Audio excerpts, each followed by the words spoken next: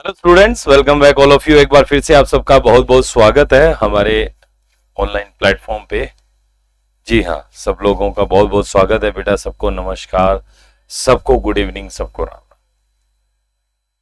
तो आज के सेशन को स्टार्ट करेंगे। स्टार्ट करने से पहले वही थोड़ा सा 1-2 मिनट इंतजार कर लेते हैं, सब लोग ज्वाइन कर ले। 1 मिनट और 30 सेकेंड और देख लेते हैं, और जो ज्वाइन कर लेगा ठीक है, अदरवाइज फिर अपन इसको स्टार्ट करेंगे हमारे सेशन को। ठीक है बेटा, चलिए।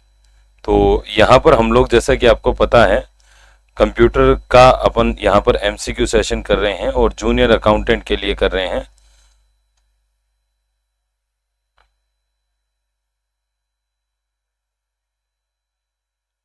चलिए,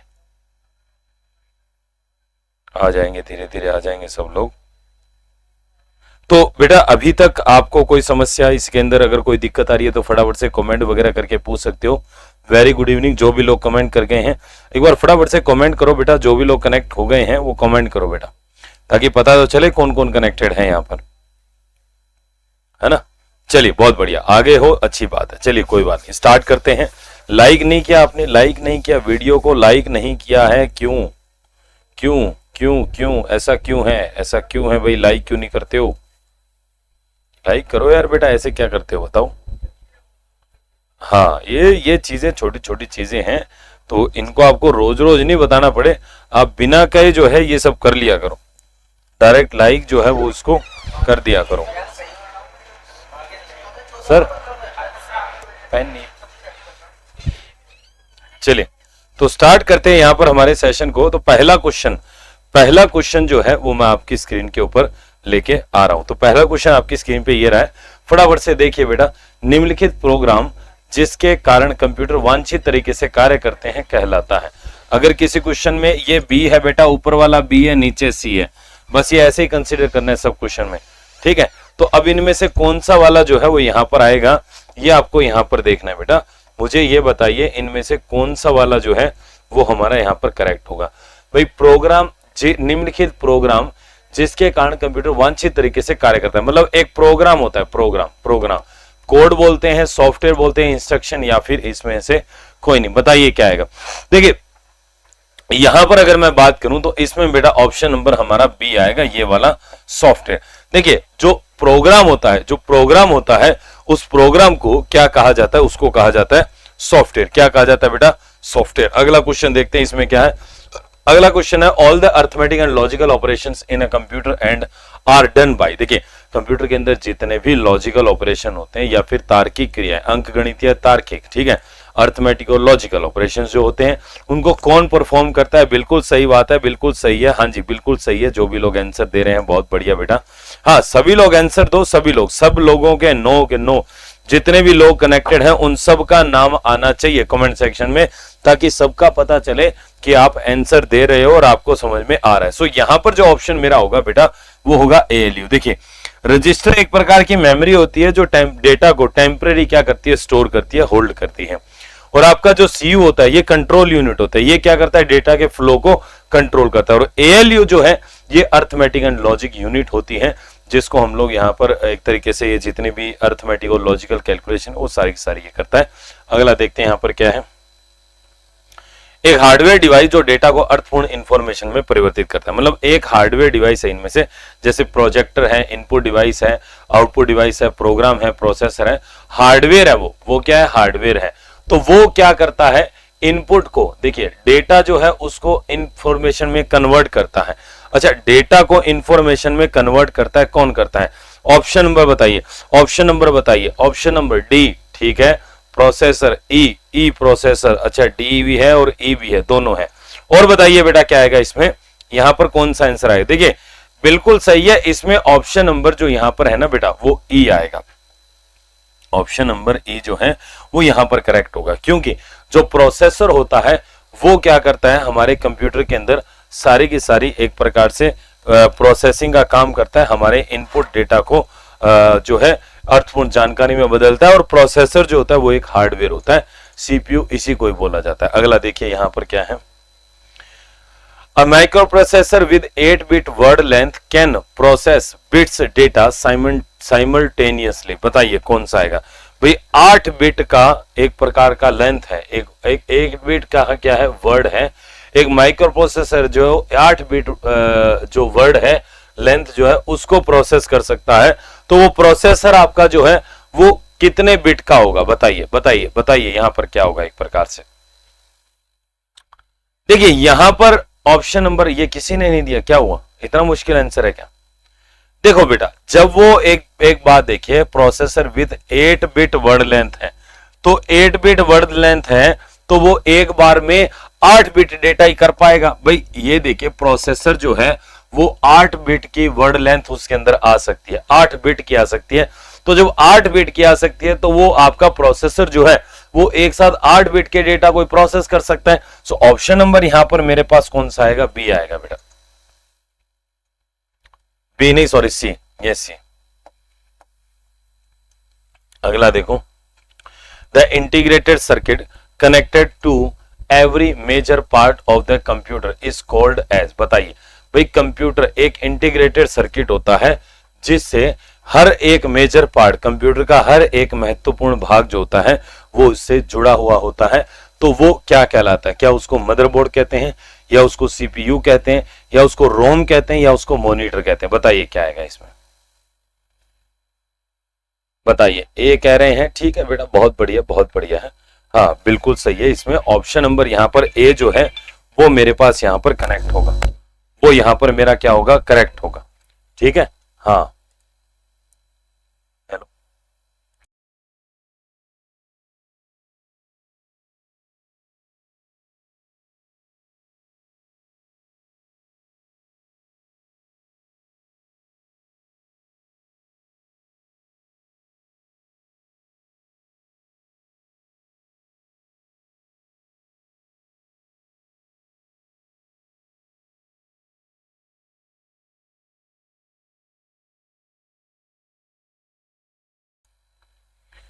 तो यहां पर जो मेरा आंसर आएगा वो कौन सा आएगा, वो आएगा मदरबोर्ड। कौन सा आएगा, मदरबोर्ड। मदरबोर्ड एक ऐसी डिवाइस होती है जो जिससे एक सर्किट होता है, एक बोर्ड होता है जिससे सभी डिवाइसेस आपस में क्या होती है, कनेक्टेड होती है। बिल्कुल, बैकबोन ऑफ कंप्यूटर, शीतल बिल्कुल सही है, इसी को ही बैकबोन ऑफ कंप्यूटर जो है वो कहा जाता है। अगला देखिए, माइक्रोचिप बनाने के लिए प्रयोग किया जाता है, ग्रेफाइट किया जाता है, पॉलीविनाइल, सिलिकॉन या फिर बैकेलाइट। बहुत बढ़िया क्वेश्चन है ये भाई। माइक्रोचिप बनाने के लिए, माइक्रोचिप, बहुत बढ़िया बहुत बढ़िया, सिलिकॉन, सिलिकॉन धातु होती है बेटा, सिलिकॉन धातु होती है। इस सिलिकॉन धातु का उपयोग किया जाता है माइक्रोचिप बनाने के लिए। किसका उपयोग किया जाता है, सिलिकॉन धातु का। ऐसे देखिए अगर मदरबोर्ड की बात करें तो मदरबोर्ड देखिए उसके लिए कोई धातु वगैरह नहीं होती है, वो फाइबर ग्लास से बनता है। सो ऑप्शन नंबर वहां पर अगर पूछता मदरबोर्ड बोलता है तो हम लोग फाइबर ग्लास कर देते हैं। और माइक्रोचिप जैसे आईसी हो गया, माइक्रो प्रोसेसर हो गया, ये ज्यादातर इलेक्ट्रॉनिक इक्विपमेंट जो होते हैं उनमें जो चिप वगैरह होती है उनमें क्या होता है, सिलिकॉन मेटल का यूज किया जाता है। अगला देखिए इसमें क्या है, सबसे पहला मिनी कंप्यूटर कौन सा था? देखिए सबसे पहला मिनी कंप्यूटर कौन सा था? पीडीपी 8 है, एनियक है, यूनिवैक है या फिर एडवैक है? बताइए कौन सा आएगा यहां पर सबसे पहला हमारा मिनी कंप्यूटर कौन सा है, बताइए बेटा। ठीक है, ऑप्शन नंबर बी यहां पर नहीं आएगा बेटा, ऑप्शन नंबर ए यहां पर आएगा। पीडीपी 8 जो है ना बेटा, पीडीपी 8 ये हमारा क्या है, पहला मिनी कंप्यूटर है। कौन सा है, पहला मिनी कंप्यूटर। और देखो अगर पीडीपी की फुल फॉर्म करूं तो ये है पर्सनल डेटा प्रोसेसर, ठीक है, personal data processor. Option number यहां पर आएगा ए, ठीक है। अगला देखिए यहां पर क्या है, इसमें कह रहा है कि एक IBM समदर्शी कंप्यूटर में इनमें से कौन एक मॉडिफायर कुंजी नहीं है। देखिए एक प्रकार से ये कह रहा है कि मॉडिफायर की कौन से नहीं है। आप सिंपल इसको देख लो, समदर्शी वगैरह IBM वगैरह वो छोड़ो, आप सिंपल कीबोर्ड के बारे में, भाई ये आपको जवाब देना है कीबोर्ड को ध्यान में रखते हुए, कंप्यूटर से फर्क नहीं पड़ता है। तो आप इनमें ये देखिए कि एक की ऐसी है जो यहां पर क्या होती है, मॉडिफायर नहीं है। मॉडिफायर की कौन सी होती है, जो कॉम्बिनेशन की होती है, उनको बोलते हैं कॉम्बिनेशन कॉम्बिनेशन, यानी कि वो की जो किसी अन्य की के साथ मिलकर काम करती है उनको मॉडिफायर की बोलते हैं। और देखिए कंट्रोल शिफ्ट विंडो ये तीनों मॉडिफायर है, पर तो टैब जो है वो किसी अन्य की के साथ मिलकर काम नहीं करती है, वो सिंगल काम करता है, अपने आप में अकेला काम करता है। यहां पर हमारा टैब आएगा, बिल्कुल टैब यहां पर मेरा करेक्ट हो जाए। अगला देखिए, निम्नलिखित में से कौन आजकल सबसे अधिक प्रयोग होने वाली इनपुट डिवाइस है? ट्रैकबॉल, स्कैनर, माउस, इनमें से कोई नहीं। बताइए क्या आएगा इसमें, यानी कि आजकल सर्वाधिक उपयोग में ली जाने वाली इनपुट डिवाइस कौन सी है? ट्रैकबॉल है, स्कैनर है, माउस है, या इनमें से कोई नहीं? बताइए। सर्वाधिक उपयोग में, देखो सबसे ज्यादा अगर उपयोग में लेने वाली मैं इनपुट डिवाइस की बात करूं तो वो बेटा माउस है, माउस नहीं कीबोर्ड है, ठीक है। कीबोर्ड सबसे ज्यादा काम में आता है, और कीबोर्ड के बाद में जो काम में आता है वो आता है माउस। तो यहां पर मैं माउस को जो है वो कह सकता हूं कि भाई इनमें से सबसे ज्यादा जो उपयोग, क्योंकि देखो आजकल जो है माउस का उपयोग बहुत ज्यादा किया जाता है, एक कीबोर्ड का कम होता है माउस का, क्योंकि ग्राफिकल जीयूआई बेस्ड हम लोग ऑपरेटिंग सिस्टम का यूज करते हैं, वहां पर जो माउस है उसका उपयोग बहुत ज्यादा किया जाता है बेटा। समझ में आ रहा है ना? हाँ, प्राथमिक इनपुट डिवाइस की बात करेंगे तो वो हमारा कीबोर्ड होता है, कीबोर्ड और माउस दोनों ही होता है।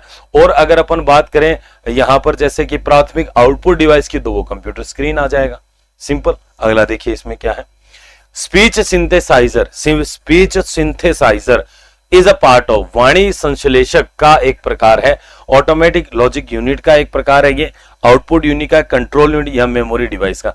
बताइए ये किसका एक प्रकार है? Speech synthesiser. बताइए बताइए, स्पीच सिंथेसाइजर ये किसका एक प्रकार है? बताइए फटाफट से बताओ बेटा, क्या आएगा ऑप्शन, क्या आएगा इसमें, कौन सा आएगा? स्पीच सिंथेसाइजर क्या करता है? आउटपुट डिवाइस है, बिल्कुल सही है। ऑप्शन नंबर यहां पर बिल्कुल, ऑप्शन नंबर बी यहां पर आएगा, आउटपुट डिवाइस। ये मैसेज वगैरह को सिंथेसाइज मतलब आउटपुट के रूप में, जैसे स्पीच के रूप में जो है ना, उस तरीके से ये पढ़ने का कार्य करता है। अगला देखिए, in which among the following do we measure the resolution of a printer?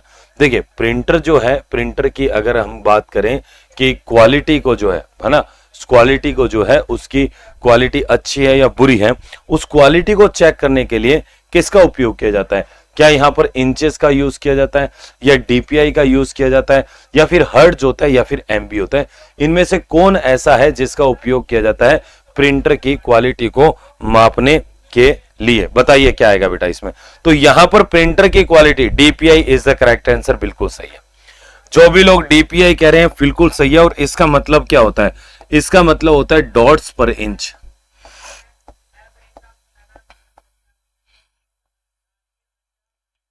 इसका मतलब क्या होता है?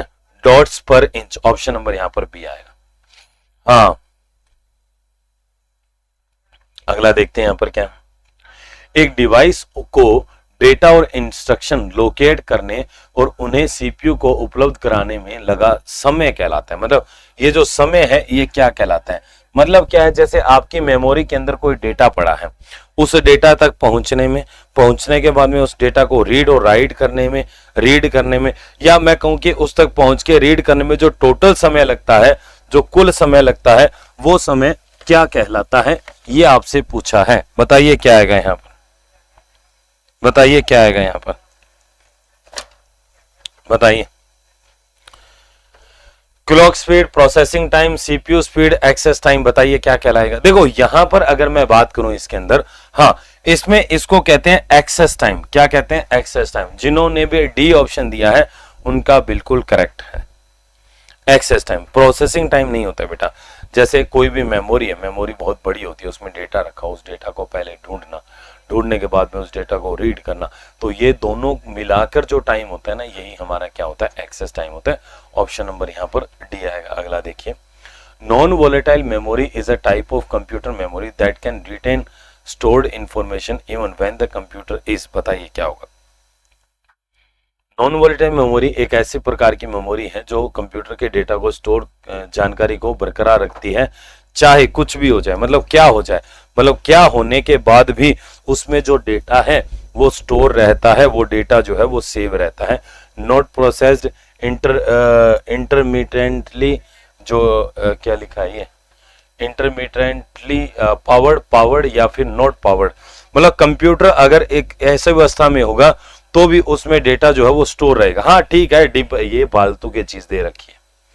आप सिंपल देखिए, नॉन वोलेटाइल होती है ना बेटा, उसमें अगर पावर नहीं भी है कंप्यूटर के अंदर, अगर इलेक्ट्रिसिटी नहीं भी है, कंप्यूटर को अगर आपने शटडाउन बंद कर दिया तो भी उसमें डेटा जो है वो क्या रहता है, स्टोर रहता है, वो डिलीट नहीं होता है, वो सुरक्षित रहता है, ध्यान रखिएगा।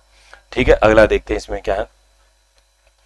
विच of the following usually process maximum storage, मतलब इनमें से कौन ऐसा है जिसकी भंडारण क्षमता सबसे अधिक होती है।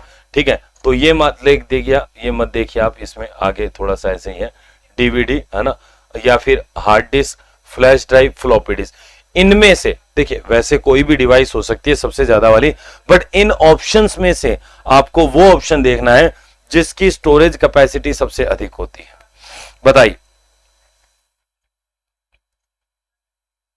डी और बी, डीवीडी। ठीक है, देखो बेटा, अगर मैं ऑप्टिकल डिस्क कह रहे हो आप, बेटा सुनो, इसमें मैं बता देता हूं, यहां पर मेरा आएगा हार्ड ड्राइव। हार्ड ड्राइव का मतलब होता है कंप्यूटर की hard disk, hard disk drive बोलते हैं इसको।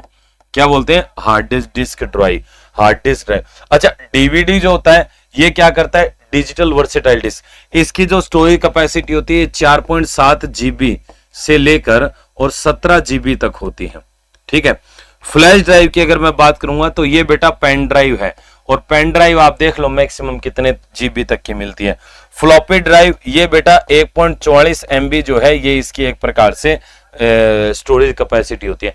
तो अगर मैं हार्ड डिस्क की बात करूंगा तो ये 1 टेराबाइट की भी आती है, 500 GB की भी आती है, 2 टेराबाइट की भी आती है। तो इसकी भंडारण क्षमता जो है ना वो सबसे अधिक होती है। ऑप्शन नंबर बी आएगा। अगला देखिए, 4 किलोबाइट मेमोरी में कितने बाइट होते हैं? देखिए 4 किलोबाइट में कितने बाइट होते हैं। आपको यह पूछा कि 4 KB is equal to how many bite,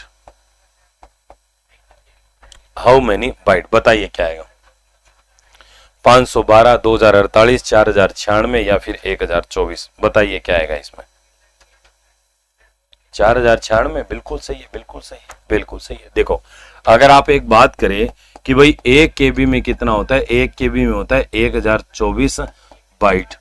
ठीक है, अब 1 KB में इतना होता है तो बताइए 2 में 2 का गुणा, अच्छा 4 में पूछा है तो दोनों तरफ 4 का गुणा कर दो, तो ये 4096 यहां पर आंसर आ जाएगा। सिंपल, 4096 आ जाएगा।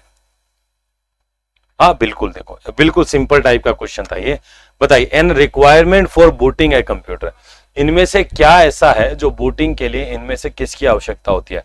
ट्रांसलेटर की, असेंबलर की, कंपाइलर की, या फिर आपके ऑपरेटिंग सिस्टम की? कंप्यूटर की बूटिंग के लिए किसकी जरूरत होती है? बूट कब होगा कंप्यूटर? यदि उसमें एक चीज नहीं होगी तो वो बूट नहीं होगा।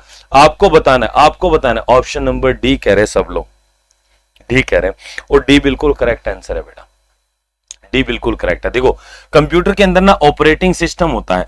जैसे मान लो, एक बात बताओ, आपके कंप्यूटर में होता है विंडोज, अरे विंडोज होता है ना, चाहे वो 10 है और चाहे वो 11 है और चाहे वो 7 है और चाहे वो आपका XP है और चाहे वो आपका कोई और हो। ठीक है, 8 भी होता है। तो विंडोज ही अगर नहीं होगा तो आपका कंप्यूटर बूट ही नहीं होगा। भाई आपके मोबाइल में क्या है? एंड्रॉइड है। अगर मान लो एंड्रॉइड ही नहीं हो तो क्या आपका मोबाइल जो है वो आपका चलेगा क्या? एक बार बताओ।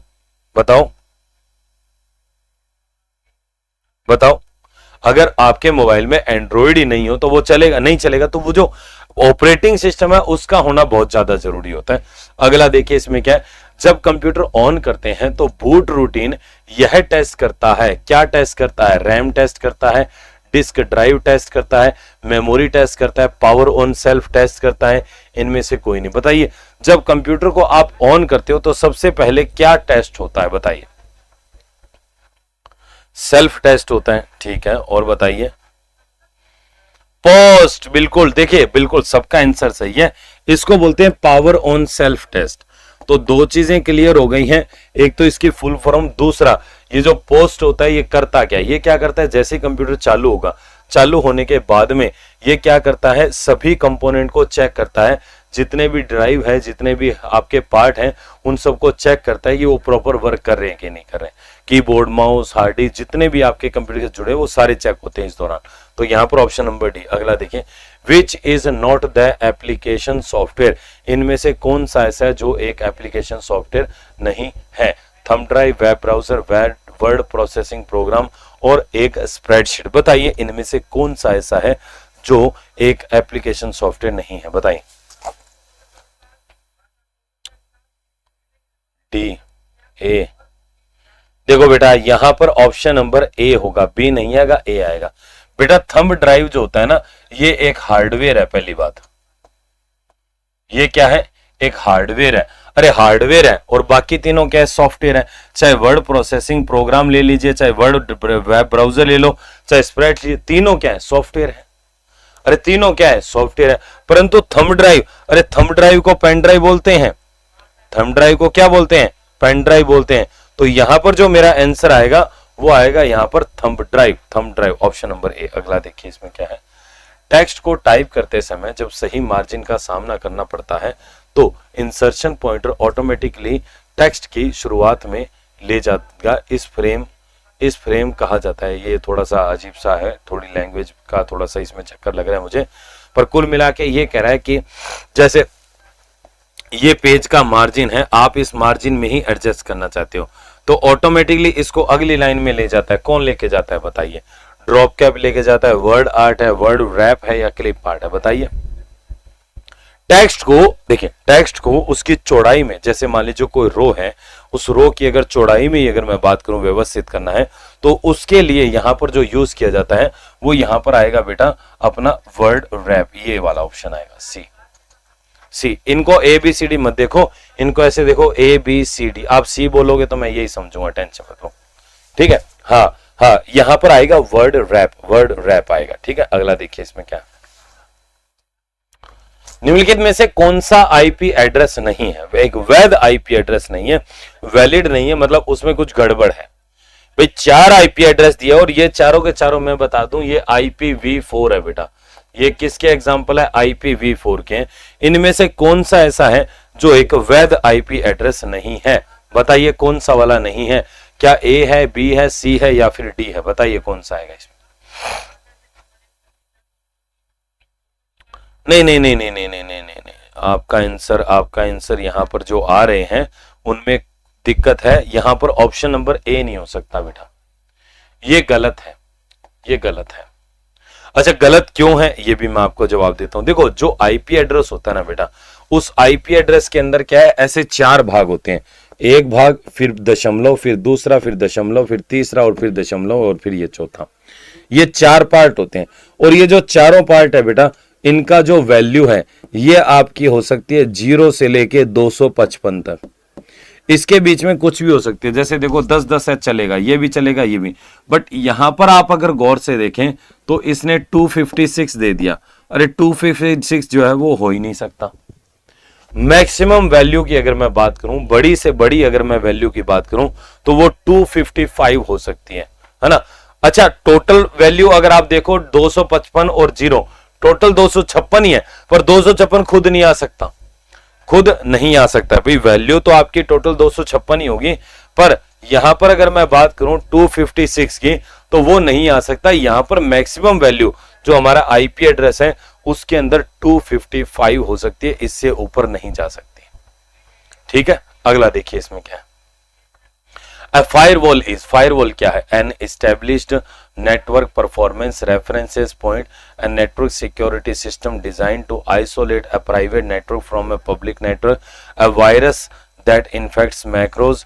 A predefined encryption key used to encrypt and decrypt data transmission. बताइए इसमें क्या आएगा? बताइए क्या आएगा?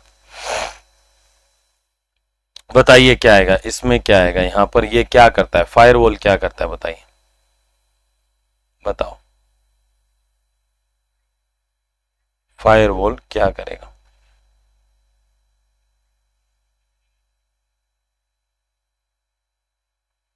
बताओ बेटा क्या आएगा फायरवॉल में?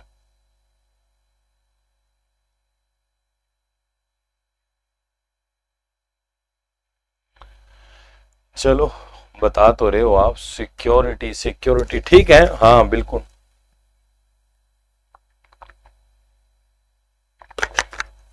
फायरवॉल जो होता है ना बेटा, हाँ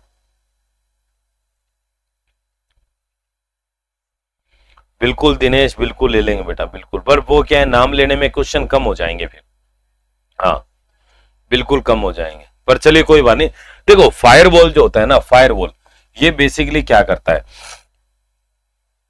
कोई भी बाहरी नेटवर्क से आपके कंप्यूटर में जो भी डेटा आता है उस डेटा को ये फिल्टर करता है, और आपके कंप्यूटर से जब बाहर कोई डेटा जाता है उसको भी फिल्टर करता है। तो ये क्या कर देता है कि भाई अगर फायरवॉल से होके कुछ भी जा रहा है ना, तो उसमें वायरस नहीं होना, वायरस नहीं हो सकता। ये फायरवॉल इसी चीज को चेक करता है, मतलब अगर कोई डेटा आ रहा है तो ये चेक करेगा वायरस अगर उसमें है तो उसको वहीं रख दो, कंप्यूटर में मत आने दो। कंप्यूटर से जा रहा है तो ये चेक करेगा वायरस को यहीं रखो, आगे मत जाने दो ताकि और न फैले ये। हाँ अगला देखिए, यहां पर ऑप्शन नंबर बी आएगा, ये सिक्योरिटी, सुरक्षा के लिए जो है एक तरीके से काम करता है। अगला देखिए, आईएसपी का फुल फॉर्म क्या होता है, internet service provider, intranet server provider, इसके आगे प्रोवाइडर हो रहा है बेटा, ठीक है, इंटरनेट सीरियल प्रोवाइडर और internet service provider, internal service provider. बताइए क्या आएगा इसमें, बताइए। ऑप्शन नंबर ए आएगा, ठीक है ठीक है, ऑप्शन नंबर ए काफी लोग कह रहे हैं, और एक बिल्कुल करेक्ट है। कौन है, सीमा, राजवीर है, दिनेश है, एकांश है, ठीक है, शंकर, शीतल, सबका सही है। ऑप्शन नंबर ए आएगा, इंटरनेट सर्विस प्रोवाइडर, आईएसपी बोलते हैं, मतलब जो आपको इंटरनेट की सर्विस देता है, जो आपको इंटरनेट सर्विस देता है वो क्या होता है, आईएसपी होता है। अगला देखिए इसमें क्या है, in term of transmission speed which of the following is the correct arrangement of LAN, MAN and वैन, मतलब ये कह रहा है स्पीड के, ट्रांसमिशन स्पीड के हिसाब से इनका उचित क्रम कौन सा है। देखो एक चीज आपको पता है, लैन, मैन, वैन में छोटा कौन सा है, बड़ा कौन सा है, पर ये स्पीड के हिसाब से इनका क्रम बनाना, आपको स्पीड का क्रम बनाना है। भाई सबसे तेज कौन होता है, सबसे धीरे कौन होता है, किसी भी टर्म में ले लो, मतलब तेज से धीरे बना लो या धीरे से तेज, कोई भी सीक्वेंस बना लो आप।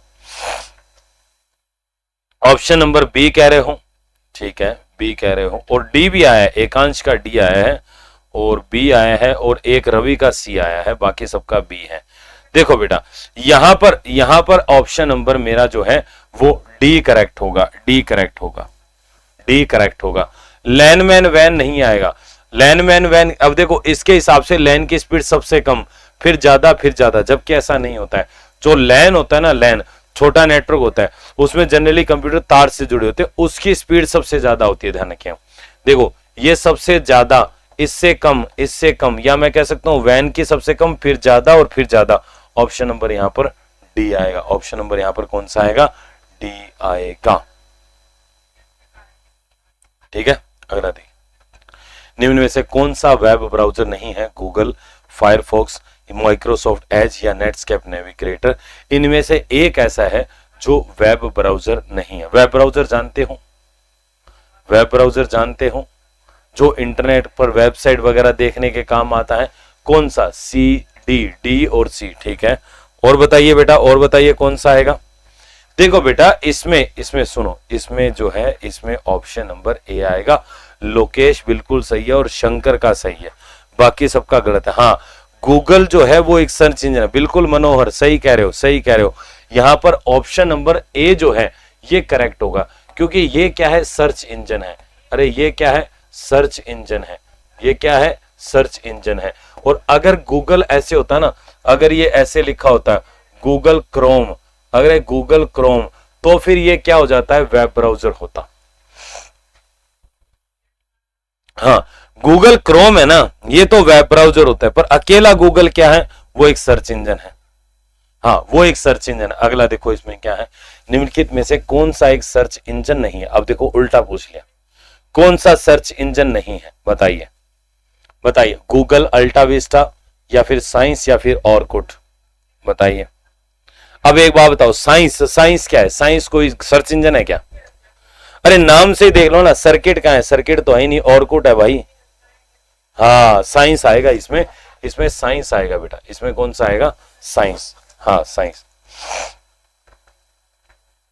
अगला देखो इसमें क्या है, what does CC denotes while sending an email. Email, जब अपन किसी को ईमेल भेजते हैं तो उस समय सीसी लिखा जाता है। क्या लिखा जाता है? सीसी। उस सीसी का मतलब क्या होता है बताइए? उस सीसी का मतलब क्या होता है? क्या उसका मतलब कंप्लीट कॉपी होता है, या कॉमन कॉपी होता है, कम्युनिकेशन कॉपी होता है, या कार्बन कॉपी होता है? बताइए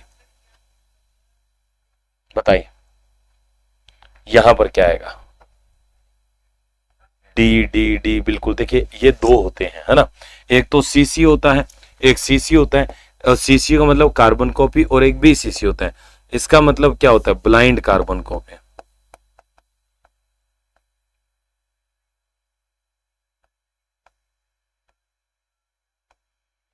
blind carbon copy, option number यहां पर आ जाएगा डी। हाँ, अगला देखो क्या है। What is the meaning of letter S in HTTPS? बताइए क्या आएगा? HTTPS के अंदर जो है S का मतलब क्या होता है बताइए?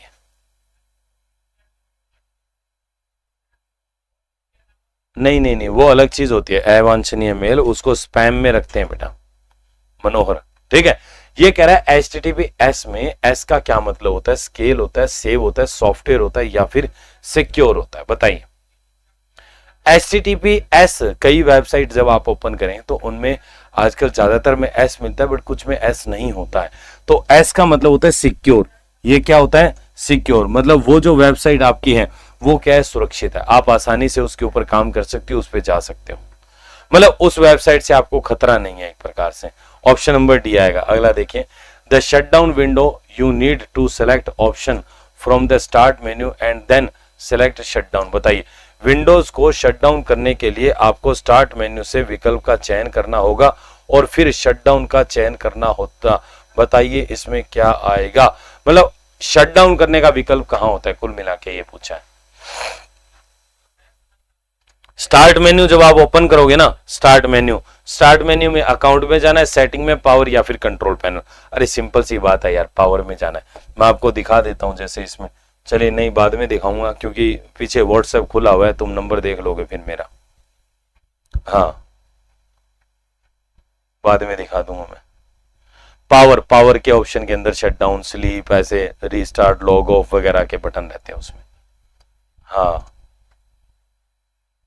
चलिए अगला देखो इसमें क्या है। किसी विंडो को आइकन में शिंक कर देना क्या होता है? जैसे कोई भी विंडो है उसको आइकन में जब हम लोग शिंक कर देते हैं, है ना, उसको क्या, देखो पहले मैं बाद में समझाऊंगा, पहले आप आंसर दो, पहले आप आंसर दो बेटा, फिर मैं बताऊंगा क्या आएगा इसमें। बताइए। मिनिमाइज, ठीक है ठीक है ठीक है, आंसर दो आंसर दो, सब लोग दो बेटा, ऐसे क्या शर्मा रहे हो। यहां पर देखिए, हाँ बिल्कुल बिल्कुल, ज्यादातर लोगों का आंसर बिल्कुल सही है। सीमा ने ए लिखा है, गलत है। राजीव का सी है, गलत है। ऑप्शन नंबर यहां पर बेटा बी आएगा। देखो जैसे ही अपन किसी वेब इसको शिंक करना, श्रिंक भी कहते हैं, सिंक भी कहते हैं, पूरी उसके पूरा जो बड़ी स्क्रीन है वो जाकर नीचे चली जाती है, नीचे चली जाती है तो उसको क्या बोलते हैं? सिंक करना बोलते हैं। मिनिमाइज करना होता है, क्या होता है? मिनिमाइज। श्रिंक करना मिनिमाइज होता है, और पूरे को एक्सप्लोर करना मैक्सिमाइज होता है। हाँ, तो वहां पर जो है बेटा मेरा कौन सा आएगा? Minimise, option number B. अगला देखो, the default screen on the monitor when no other application is running is called. मतलब कंप्यूटर की एक डिफॉल्ट स्क्रीन है, मतलब जब कंप्यूटर में कुछ भी नहीं चल रहा होता है तो वो वाली स्क्रीन आपको यहाँ पर दिखाई जाती है। कौन सी होती है वो स्क्रीन? क्या वो लॉगिन स्क्रीन होती है, या इंटरफेस स्क्रीन होती है, या डेस्कटॉप होती है, या स्क्रीन सेवर होती है? कौन सी वाली स्क्रीन होती है बताइए। बिल्कुल, देखिए यहां पर बिल्कुल सही है, ऑप्शन नंबर यहां पर मेरा डेस्कटॉप आएगा। देखो डेस्कटॉप जो है ये हमारे कंप्यूटर की होम स्क्रीन होती है, मतलब कंप्यूटर में अगर कुछ भी नहीं चल रहा है तो फिर हम किसको उपयोग में लेते हैं? हम डेस्कटॉप को उपयोग में लेते हैं। ठीक है, चलिए तो यहां पर देखिए आगे वाला मैं यहां पर क्वेश्चन लेके आ रहा हूं। निम्नलिखित बारों में से, बार्स में से कौन सा जो है वो वर्ड प्रोसेसर में राइटर इंटरफेस का भाग नहीं है? बताइए कौन सा वाला जो है वो राइटर इंटरफेस का पार्ट नहीं है? बताइए कौन सा आएगा इसमें? बताइए। Menu bar, formula bar, tool bar, या फिर टाइटल बार? ध्यान से देख लेना बेटा, बिल्कुल टाइटल बार आएगा। अच्छा, फॉर्मूला बार आएगा। फॉर्मूला आएगा, बिल्कुल सही है। नहीं नहीं नहीं, फॉर्मूला आएगा। देखो ये क्या कर रहा है, वर्ड प्रोसेसर, मतलब एमएस वर्ड की बात कर रही है, तो इसमें फॉर्मूला बार का कोई काम ही नहीं है, कोई काम नहीं है। ये फॉर्मूला बार किस में होता है, ये आपके एमएस एक्सेल में होता है, जहां पर हम लोग कैलकुलेशन वगैरह करते हैं, गुणा भाग करते हैं, वो सारी की सारी चीजें करते हैं, वहां पे ये हमें काम आता है बेटा। वहां पर ये जो फॉर्मूला बार है ये क्या आता है, काम आता है। बट वर्ड प्रोसेसर में इसका कोई काम नहीं है, इसका कोई लेना देना नहीं है, ठीक है ना। अगला देखो, टेक्स्ट और अन्य डेटा को किसी टेम्परेरी एरिया में स्टोर किया जाता है और बाद में किसी दूसरी जगह पर पेश किया जाता है। देखो जब हम लोग टेक्स्ट को कॉपी करते हैं या कट करते हैं तो एक टेम्परेरी जगह होती है जहां पर उस टेक्स्ट को रखा जाता है। वो जगह कौन सी होती है, क्या वो क्लिपबोर्ड होती है, या वो रोम होती है, या सीडी रोम होती है, या हार्ड डिस्क होती है, इनमें से कोई नहीं। आपको तसल्ली से सोच के बताओ बेटा क्या आएगा। भाई जब डेटा के ऊपर हम काम करते हैं या उसको कॉपी पेस्ट करते हैं, या इस कई बार कॉपी पेस्ट के समय ही वो एक्चुअली में टेम्परेरी कहीं रखा जाता है, तो वो कौन सी जगह होती है, कहां पर रखा जाता है बेटा। क्लिपबोर्ड बिल्कुल सही है, क्लिपबोर्ड बिल्कुल सही है। देखो क्लिपबोर्ड जो है ये कट और कॉपी किए गए डेटा को अस्थायी रूप से रखता है, और जब पेस्ट करते हैं तो वो डेटा हमारा क्लिपबोर्ड से आके हमारे डॉक्यूमेंट में क्या होता है, पेस्ट होता है। ऑप्शन नंबर यहां पर ए बिल्कुल करेक्ट है। अगला देखिए क्या है, जब आप अपने कंप्यूटर में कोई नया प्रोग्राम इंस्टॉल करते हैं तो यह किस मेन्यू में जुड़ता है,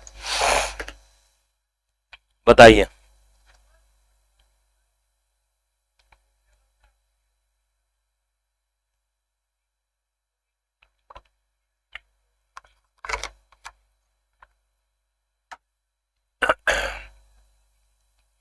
देखिए यहां पर अगर मैं बात करूं, इसमें डेस्क प्रोग्राम आएगा क्या, देखो बेटा डेस्क नहीं आएगा, ना ना डेस्क नहीं है, ऑल प्रोग्राम आएगा। देखो स्टार्ट मेन्यू भी आता है, स्टार्ट मेन्यू में भी आता है, पर बेसिकली स्टार्ट मेन्यू में भी एक ऑप्शन होता है ऑल प्रोग्राम। उस ऑल प्रोग्राम में जितने भी आपके कंप्यूटर, कई बार क्या कुछ सॉफ्टवेयर हमें वहां पर नहीं दिखाई देते हैं स्टार्ट मेन्यू में, या हमें हमारे डेस्कटॉप के ऊपर उसका शॉर्टकट नहीं दिखाई देता है, तो वो जाता कहां है, वो जाता है वो ऑल प्रोग्राम में जाता है। ध्यान रखिएगा इंस्टॉल किए गए जितने भी सॉफ्टवेयर वो सारे के सारे कहां पर अवेलेबल रहते हैं, ऑल प्रोग्राम में। अगला देखिए, रन कमांड डायलॉग बॉक्स में कमांड माइक्रोसॉफ्ट वर्ड अनुप्रयोग क्रमादेश आरंभ कर देगा, बताइए। word.exe, winword.exe, microWord.exe, msword.exe, बताइए क्या आएगा। रन कमांड डायलॉग बॉक्स में माइक्रोसॉफ्ट वर्ड को अगर आप ओपन करना चाहते हो रन कमांड विंडो से, तो आपको कौन सी फाइल का यूज करना पड़ेगा, ये पूछा है।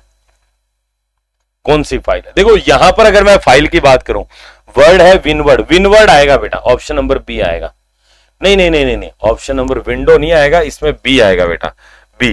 भाई विनवर्ड नाम का आपको टेक्स्ट लिखना है, आप .exe ना लगाओगे ना तो भी कोई दिक्कत वाली बात नहीं है।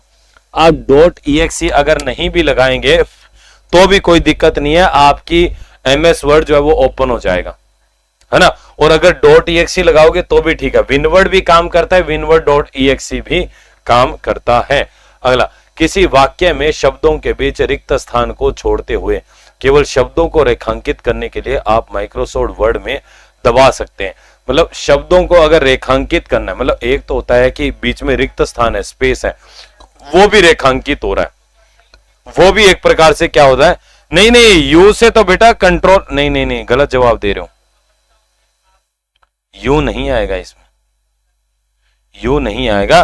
देखो यू से तो क्या होता है, एक प्रकार से आप सारे के सारे टेक्स्ट को अंडरलाइन कर देते हो, पर ये कह रहा है सारे टेक्स्ट को नहीं करना है, केवल हमारे उसको टेक्स्ट को करना है जो वर्ड है, उनको करना है। कंट्रोल शिफ्ट डब्ल्यू आएगा इसमें, कंट्रोल शिफ्ट डब्ल्यू आएगा, ठीक है। चलिए ये पीडीएफ फाइल समाप्त हो गई है, मैं एक और पीडीएफ फाइल अपलोड कर लेता हूं।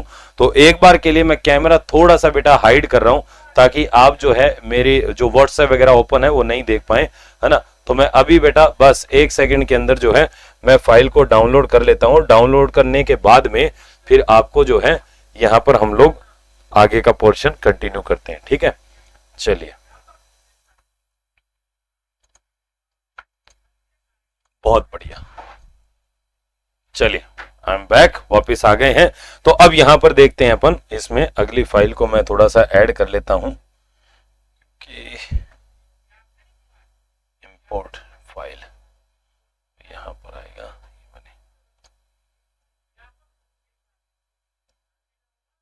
चलिए फाइल आ जाती है, फिर हम इस क्वेश्चन को करते हैं। अरे कहां से दिख रहा है तुम्हें व्हाट्सएप, मैंने पूरा कैमरा कवर कर दिया था, ऐसे हो ही नहीं सकता। अरे बेटा ऐसे नहीं हो सकता। चलो अब आइए बेटा 36 नंबर क्वेश्चन पे बताइए। An application on desktop can be open through shortcut by, देखिए कोई भी एप्लीकेशन है उसको किस शॉर्टकट से हम लोग खोल सकते हैं, double clicking on it's shortcut, यानी कि उस एप्लीकेशन का जो आइकन है उस पर डबल क्लिक करके, या फिर right click and closing open document से। ठीक है, अगला देखिए यहां पर कि selecting the icon and pressing enter all of this, मतलब किस से, कौन से वाले से मैं किसी भी एप्लीकेशन को खोल सकता हूं, ओपन कर सकता हूं, बताइए बताइए क्या आएगा इसमें। सिंपल सा क्वेश्चन है, ऑप्शन नंबर डी यहां पर करेक्ट होगा। हाँ बिल्कुल बिल्कुल डी करेक्ट होगा बेटा, डी करेक्ट होगा, ऑप्शन नंबर यहां पर डी आएगा बेटा, ऑप्शन नंबर डी। देखिए सारे के सारी बातें यहां पर सही है। आप इसमें डबल क्लिक करो तो भी ओपन हो जाएगा, राइट क्लिक करके ओपन करो तो भी हो जाएगा, या फिर उसको सेलेक्ट करके एंटर दबा दो तो भी वो एप्लीकेशन ओपन हो जाएगी। तरीके अलग अलग है सभी सभी। देखो सेलेक्ट, जैसे कोई फाइल आपने सेलेक्ट कर दी फिर एंटर दबा दीजिए वो एप्लीकेशन ओपन, बिल्कुल बिल्कुल सी भी सही है।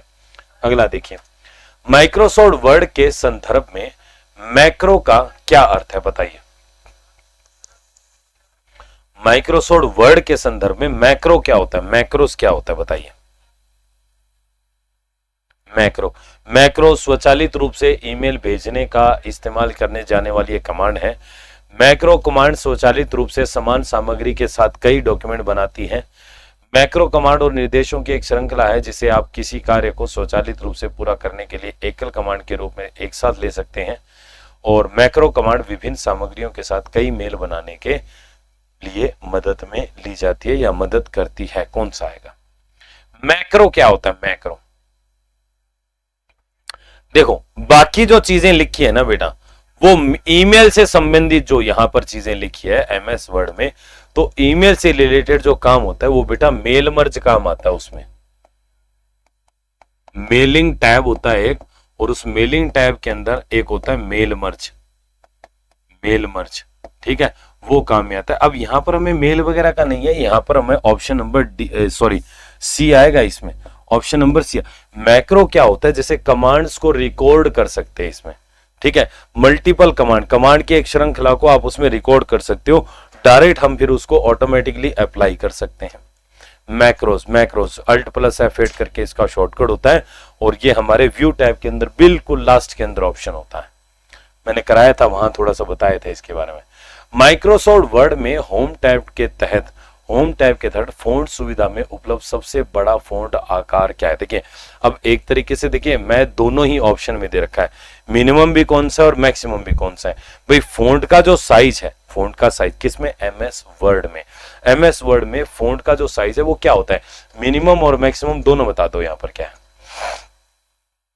बिल्कुल सही। अच्छा ये भी बता दो कि फ़ॉन्ट को मापने की इकाई क्या होती है?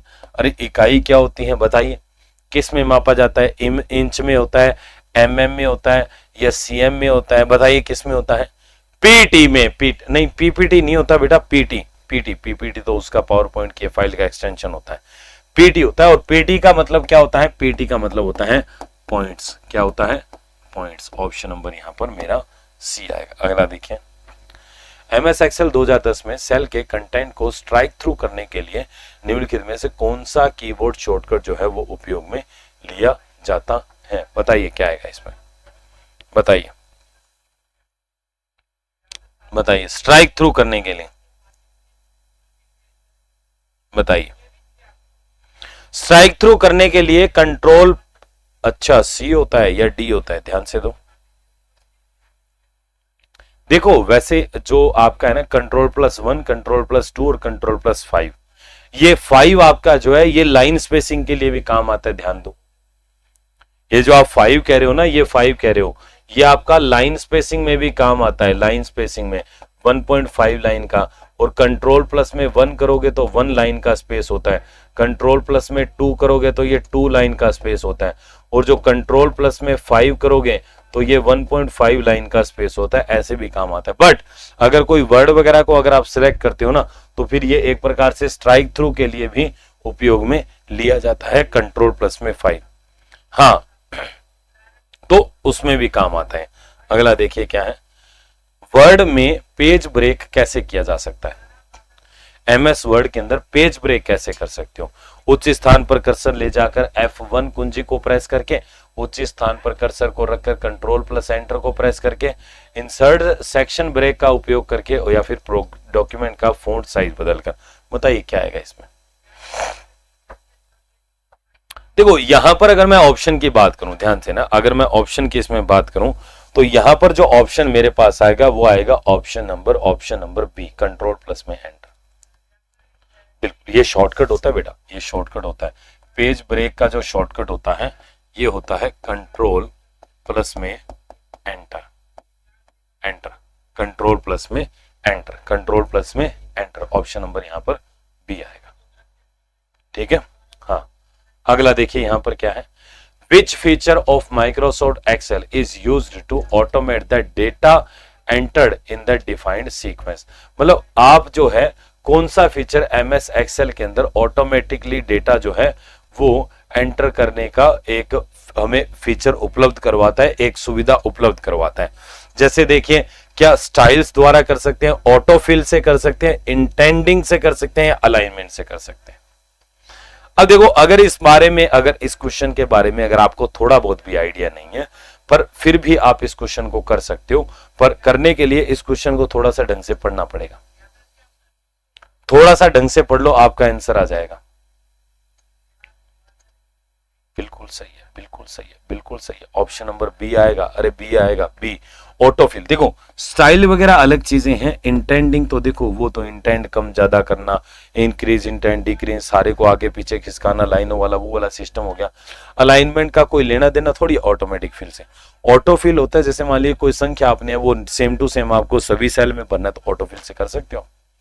टॉप, लेफ्ट, राइट, बॉटम अलग अलग तरीके से होता है, 4 प्रकार से फिल कर सकते हो आप एक ही वैल्यू को। अगला देखिए, MS एक्सेल विंडो का घटक सक्रिय सेल की सामग्री को दिखाता है। MS एक्सेल में कौन सा विंडो जो है वो सक्रिय सेल को कहते हैं बेटा एक्टिव सेल, एक्टिव सेल। तो एक्टिव सेल का डेटा जो है वो कौन दिखाता है, क्या नेम बॉक्स दिखाता है, या टाइटल बार दिखाता है, टास्क बार दिखाता है, फॉर्मूला बार दिखाता है। बताइए क्या दिखाता है, बताइए। Formula bar, formula bar, formula bar, ठीक है, ठीक है, ठीक है, बिल्कुल सही है, बिल्कुल सही है। देखो नेम बॉक्स में तो ना सेल का नेम होता है, टाइटल बार में क्या होता है, जो हमारा करंट में जो हम वर्कबुक पे काम कर रहे हैं उस वर्कबुक का नाम रिप्रेजेंट होता है। टास्क बार इसमें जो चल रही एप्लीकेशन वगैरह होती है, डेट एंड टाइम वगैरह वगैरह वगैरह रहता है। पर फॉर्मूला बार जो है ये हमें क्या दिखाता है, एक्टिव सेल का कंटेंट दिखाता है। मतलब सेल के अंदर जो भी लिखा है ना वो आप छोटे सेल में भी देख सकते हो, और जिस सेल को सिलेक्ट करोगे तो उस सेल का कंटेंट आप ऊपर फॉर्मूला बार जो है वहां पर भी देख सकते हो। नेम बॉक्स या एड्रेस बॉक्स, नहीं नेम बॉक्स भी कहते हैं उसको, कोई दिक्कत नहीं है। नेम बॉक्स जो है एक्टिव सेल का नेम बताता है हमें। अगला देखिए इसमें क्या है, निम्नलिखित MS एक्सेल सूत्र का मान क्या होगा। भाई इसका मान क्या होगा, एवरेज का एक फॉर्मूला है, थोड़ा सा ध्यान से देखो और इसमें बताओ क्या आएगा, बताइए क्या आएगा इसमें। देखो यहां पर अगर आप गौर से देखें ना तो आपको एवरेज का सूत्र तो दिया है। अब एवरेज निकालना सबको आता है, अरे भाई एवरेज निकालना किसको नहीं आता, सबको आता है। पर दिक्कत ये है कि ये जो फॉर्मूले में ना बीच में एक वैल्यू दे रखी है, वैल्यू दे रखी है, तो ये वैल्यू जो है ना ये थोड़ा सा कंफ्यूजिंग कर रही है। भाई आपको ये नहीं पता लग रहा, भाई 5 और 4 9 और 9 और 6 15, भाई 15 तो हो गया, बट ये जो बीच वाली वैल्यू है ना इसको क्या ले, 4 इज ग्रेटर देन 5 है, ए आएगा। अरे 4 इज ग्रेटर देन 5 है तो 4 आ जाएगा क्या, 4 में फिर 4 का भाग दे दोगे क्या, बताओ बताओ कितना आएगा। अच्छा इसको अगर छोड़ोगे, इसको अगर छोड़ोगे तो फिर 3 का भाग दोगे, 3 चौके 12, 3 बचेगा, 3 7 28। तो यानी कि इस हिसाब से आप ऑप्शन नंबर ए कर रहे हो, सही ऐसे ही कर रहे हो क्या, नहीं नहीं नहीं नहीं नहीं, इसमें ऑप्शन नंबर आएगा बेटा सी, सी आएगा। अब सीख लो इसको कैसे काम करता है, सीख लो कैसे काम करता है, एरर नहीं है।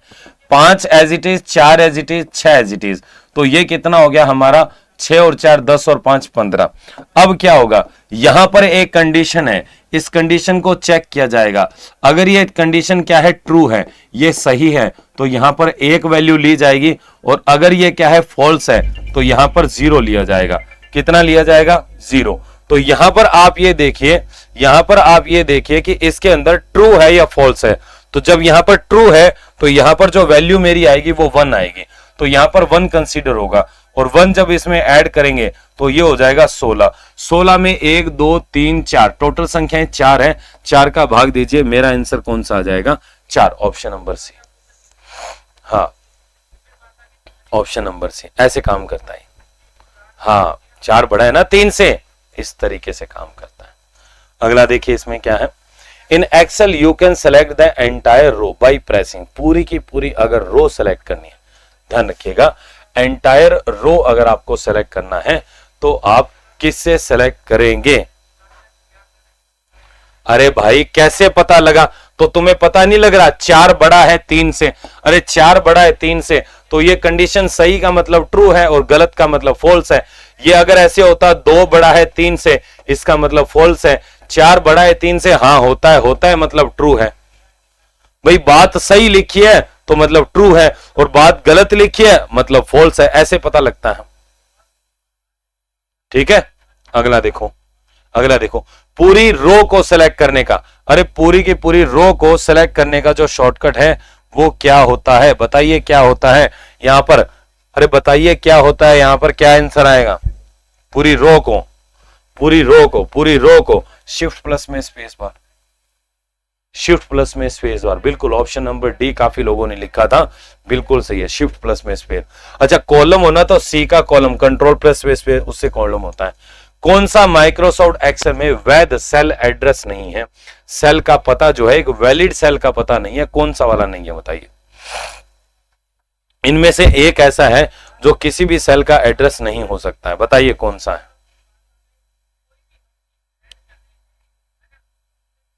बताओ। डी नहीं, डी नहीं आएगा बेटा, यहां पर ऑप्शन नंबर सी आएगा, यहां पर ऑप्शन नंबर सी। देखो आपका जो सेल का पता होता है ना, सेल का पता, उसमें क्या होता है, पहले तो होता है कॉलम नेम, कॉलम नेम, ठीक है, उसके बाद में लिखा जाता है रो नंबर, हमेशा यही तरीका होता है। हाँ डॉलर वगैरह लगाओगे एब्सोल्यूट बन जाए कोई दिक्कत नहीं है, पर ये है तो कॉलम नेम, ये row number, column name row number, column name row number. But यहां पर जब आप देखेंगे कॉलम नेम, ठीक है, फिर दोबारा से कॉलम नेम, दोनों के बीच में नहीं, दोनों के साथ डॉलर अलग अलग कैसे लगा सकते हो आप, कॉलम नेम के साथ $1 लग सकता है, तो यहां पर ये गड़बड़ हो जाती है, इसलिए ऑप्शन नंबर सी आएगा इसमें, सी। अगला देखिए, in PowerPoint the dotted area in an empty slide are called, क्या कहलाता है, डॉटेड एरिया, एम्प्टी स्लाइड के अंदर जो डॉटेड एरिया होता है उसको क्या कहते हैं, उसको टेम्पलेट कहते हैं, उसको प्लेकार्ड कहते हैं, उसको प्लेस होल्डर कहते हैं, उसको थीम कहते हैं, बताइए क्या आएगा इसमें बेटा, थीम्स नहीं, इसमें आएगा आपका प्लेस होल्डर। प्लेस होल्डर बोलते हैं, प्लेस होल्डर जो डेटा को रखता है, जो टेक्स्ट को रखता है, जो किसी फोटो को रखता है, जो किसी टेबल को रखता है, जो किसी आकृति को रखता है, उसको प्लेस होल्डर बोलते हैं, डॉटेड लाइन के रूप में होता है। अगला देखिए, एक हैंडआउट में मुद्रित, मुद्रित का मतलब होता है प्रिंट, एक हैंडआउट में मुद्रित यानी कि प्रिंट की जा सकने वाली स्लाइड की अधिकतम संख्या कितनी होती है। भाई आप स्लाइड का प्रिंट आउट लेते हो ना, स्लाइड का प्रिंट आउट लेते हो तो उसमें मैक्सिमम कितनी स्लाइड एक साथ प्रिंट कर सकते हो, बहुत बढ़िया बहुत बढ़िया, नो आएगा, नो बिल्कुल करेक्ट आंसर है, नो बिल्कुल करेक्ट आंसर है। अगला देखिए इसमें क्या है कि the shortcut to add new slide, the shortcut to add new slide in PowerPoint is, भाई पावर पॉइंट में नई स्लाइड ऐड करने का शॉर्टकट क्या होता है, शॉर्टकट होता है कंट्रोल प्लस में एम, नई स्लाइड ऐड हो जाएगी, बिल्कुल सही है, सबको पता है। 2 क्वेश्चन और बचे, लास्ट देखिए second last question, slide show में स्लाइड बदलने का तरीका निम्न में से किसे निरूपित करता है, स्लाइड किससे बदलेगी, स्लाइड बदलेगी किससे, स्लाइड ट्रांजिशन से, स्लाइड मास्टर से, बदलने का तरीका कौन बताता है बेटा, ये पूछा आपसे, बदलने का तरीका। देखो बदलने के तरीके की अगर मैं बात करूं तो 2 स्लाइड के बीच में लगाया जाता है ट्रांजिशन, ट्रांजिशन जो होता है वो किसी भी स्लाइड के बदलने का तरीका बताता है।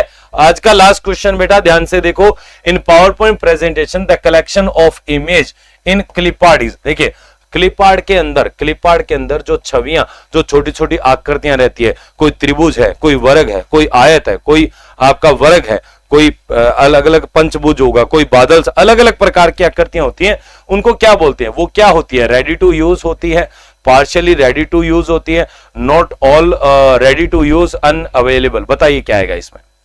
बिल्कुल सही है, बिल्कुल सही है। ऑप्शन नंबर ए यहां पर मेरा करेक्ट हो जाएगा, ऑप्शन नंबर ए यहां पर मेरा सही हो जाएगा, क्योंकि वो जो आकृतियां होती हैं वो रेडी टू यूज होती है बेटा। वो क्या होती है? रेडी टू यूज होती है, मतलब आप उनको जो है डायरेक्ट यूज कर सकते हैं किसी भी अपने डॉक्यूमेंट में, ठीक है। तो ये बेटा आज की क्लास थी, आई होप आप सब लोगों को बढ़िया समझ में आया होगा। रेगुलर जुड़े रहिए और बढ़िया बढ़िया क्वेश्चन करेंगे। अभी पेपर तक बहुत लेवल के क्वेश्चन कर लेंगे अपन और बहुत बढ़िया तैयारी भी हो जाएगी आपकी, ठीक है। चलिए आज के सेशन को हम लोग यही विराम देते हैं। अब मैं सर को माइक हैंड ओवर करता हूं, वो अपनी फाइल वगैरह लगा लेंगे और आगे के सेशन को कंटिन्यू करेंगे। चलिए मेरी तो फाइल ऑलमोस्ट सेव होने वाली है। थैंक यू सर, बहुत अच्छा बच्चों के लिए जो आप ये कर रहे हैं। और कंप्यूटर में मैं मानता हूं कि बच्चों के बट्टे में से बटा नंबर आने वाले हैं, क्योंकि मुझे आपके नाम से ही विश्वास है, क्योंकि आपका नाम ही सर विश्वास सर है, तो बच्चों में भी ये सकारात्मकता बनी हुई है। चलो भाई बात करते हैं आज के, एक बार फाइल लगा लेते हैं, फिर आज का जो टॉपिक रहने वाला है मैं आपको एक बार अवगत करवा देता हूँ टॉपिक क्या रहने वाला है। चलो भाई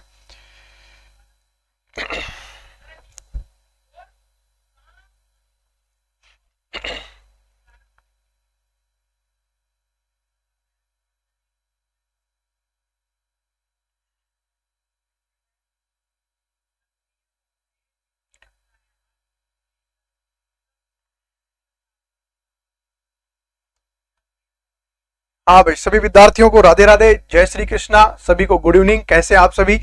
और आज का जो टॉपिक रहने वाला है, राजस्थान का जो प्रशासनिक ढांचा है, सचिवालय से संबंधित जो टॉपिक आता है, मुख्य सचिव।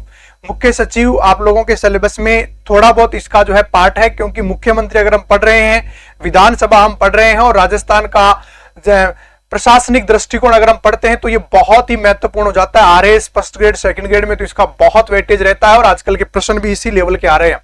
कल परसों भी हमने एक पेपर देखा था जिसमें सेकंड ग्रेड का रिवाइज पेपर लगा था, उसमें भी एक प्रश्न पूछा था कि राजस्थान के न्यूनतम कार्यकाल वाले मुख्य सचिव कौन से हैं। और एक आपसे पूछता है, इसमें स्टेप वाइज पूछता है कि जैसे राजस्थान का सबसे बड़ा मुख्य सचिव, उसके नीचे सचिव, उसके नीचे अतिरिक्त सचिव, उसके नीचे उप सचिव, फिर उसके नीचे होते हैं सहायक सचिव, फिर उसके नीचे लिपिक होते हैं, अनुभाग अधिकारी होते हैं, है ना। तो इस प्रकार के जो है क्रम आपको पूछ सकता है। वर्तमान में कौन है और वर्तमान में जो मुख्य सचिव है उनका क्रमांक कौन सा है, और ये संविधान में इनका उल्लेखित जो पद है वो संवैधानिक है या नॉन कॉन्स्टिट्यूशनल है, किस प्रकार की चीजें हैं आज इस क्लास में हम पढ़ने वाले हैं। चलो भाई सबसे पहले बात करते हैं विद्यार्थियों, ये रहा आज का आपका पहला क्वेश्चन रहा। देखिएगा, निम्न कथनों को ध्यान से पढ़ो भाई। मेरे पास तो ऐसे ही प्रश्न मिलने वाले हैं, आपको सत्य और असत्य मिलान कीजिएगा, क्योंकि ज्यादा प्रश्न आजकल इसी एरा में पहुंचे जा रहे हैं, तो हम इसी तथ्यों की बात करने वाले हैं। निम्न कथनों पर ध्यान से पढ़िएगा। राज्य के मुख्य सचिव का चयन मुख्यमंत्री द्वारा किया जाता है। इसके लिए कैबिनेट सचिव की सहमति भी आवश्यक होती है। एक सही है, दो गलत है, दो सही है, एक गलत है, एक और दो दोनों सही है, एक और दो दोनों गलत है भाई। चलो हाँ बिल्कुल, मुख्य सचिव एक आईएएस अधिकारी होता है, सेंट्रल जो भारतीय प्रशासनिक सेवा का अधिकारी होता है। आरएस भी यहां तक पहुंच जाता है कई बार, लेकिन मुख्यतया यहां पे जो है आपका आईएएस अधिकारी जो होता है, क्योंकि इसमें होता क्या है, वो होता है वरिष्ठता होती है, तो वरिष्ठता आरएएस के पास कम होती है और आईएएस के पास ज्यादा होती है, इसलिए पूर्णतः ये आरएएस नहीं होगा, इसमें आईएएस प्रशासनिक अधिकारी होगा। ठीक है, तो इसका आपने उत्तर चुना सी, एक और दोनों सही है। दोस्तों इसमें पहला तो राइट होगा और दूसरा क्या होगा, गलत होगा। देखिएगा बहुत आसान क्वेश्चन है, और ये अब की बार ग्रेड फर्स्ट में आया था ये प्रश्न, ग्रेड फर्स्ट में आया प्रश्न है। अब देखिएगा, हो सकता है मैं भी एग्जाम में बैठा हूं, आप भी बैठोगे, तो ऐसा प्रश्न हमारा जो है, देखिएगा इसमें जो ये लाइन है बहुत सकारात्मक बात कर रही है। इसके लिए कैबिनेट सचिव की सहमति होती है, जी नहीं, अरे भैया ये मुख्यमंत्री के ऊपर डिपेंड करता है, मुख्यमंत्री का पसंदीदा चेहरा ही मुख्य सचिव बनता है, इसलिए एक तो सही है और दो क्या है, गलत है। इसलिए इसका राइट आंसर क्या हो जाएगा भाई, ए। जिन्होंने ए बताया भैया इसका ध्यान रखना, ए जो होगा वो क्या होगा, राइट आंसर होगा। ठीक है भाई, तो ध्यान रखना भाई। आगे बात करते हैं इसके बाद में, राजस्थान राज्य सचिवालय के निम्नांकित पदाधिकारियों का सही क्रम। मैंने कहा था एक टेबल जो बनती है और उसके आधार पर आपसे प्रश्न पूछता है। आरोही क्रम का मतलब होता है सबसे बड़ा और उसके बाद में सबसे छोटा। मुख्य सचिव, उप सचिव, अतिरिक्त सचिव और शासन सचिव। इसमें सबसे नंबर 1 क्रमांक कौन सा दे रहे हैं, क्योंकि एग्जाम में आए हुए क्वेश्चन है राजस्थान में, और एक बार नहीं बहुत बार ये प्रश्न आ चुका है कि राजस्थान में प्रशासनिक जो ढांचा बना हुआ है सेक्रेटरीट का, सचिवालय का, उसमें जो सबसे अपर लेवल से लो लेवल की ओर जो बढ़ता हुआ क्रम है उसको आप किस प्रकार से यहाँ पे रखने वाले हैं। चलो भैया, सबसे बड़ा तो ये होता है मुख्य सचिव, ये तो सबको पता है। तो यहाँ पे मुख्य सचिव तो यहाँ चारों में ही है, तो भैया यहाँ पर तो अभी तो सभी पॉसिबल है।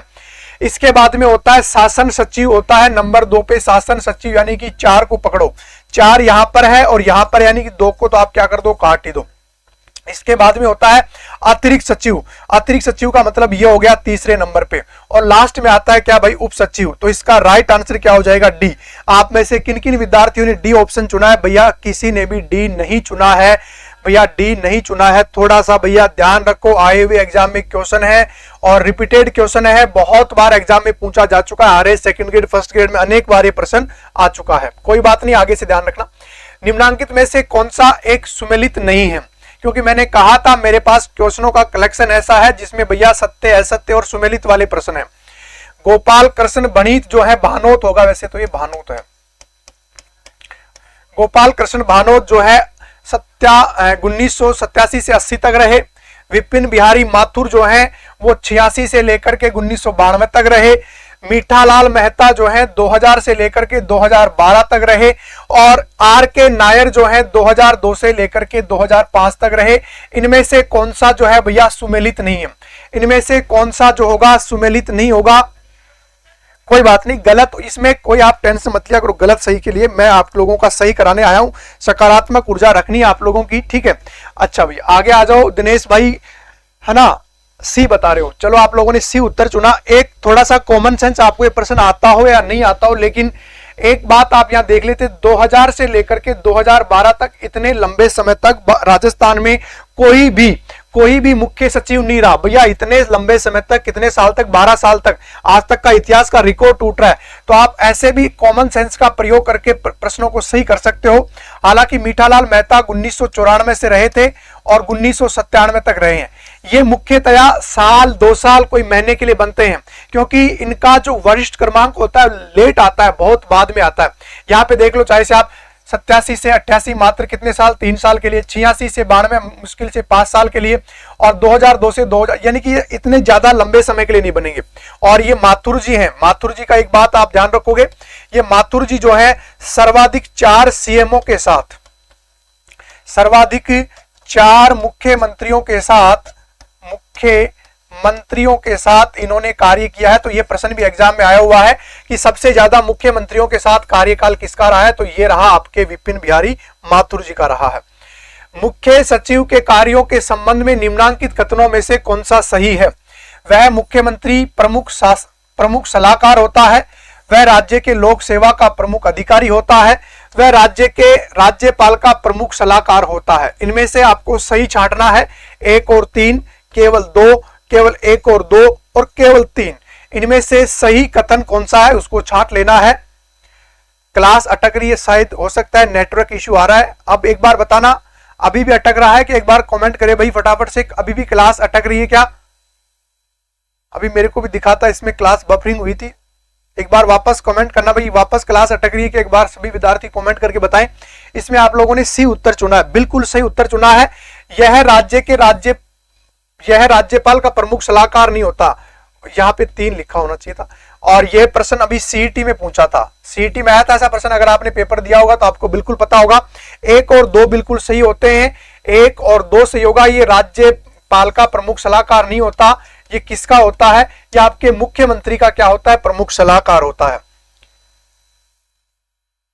अटक गए, अभी भी अटक गए क्या, एक बार वापस कमेंट करें। निम्नांकित अधिकारियों में से कौन राजस्थान में मंत्री परिषद सचिव के रूप में कार्य करता है?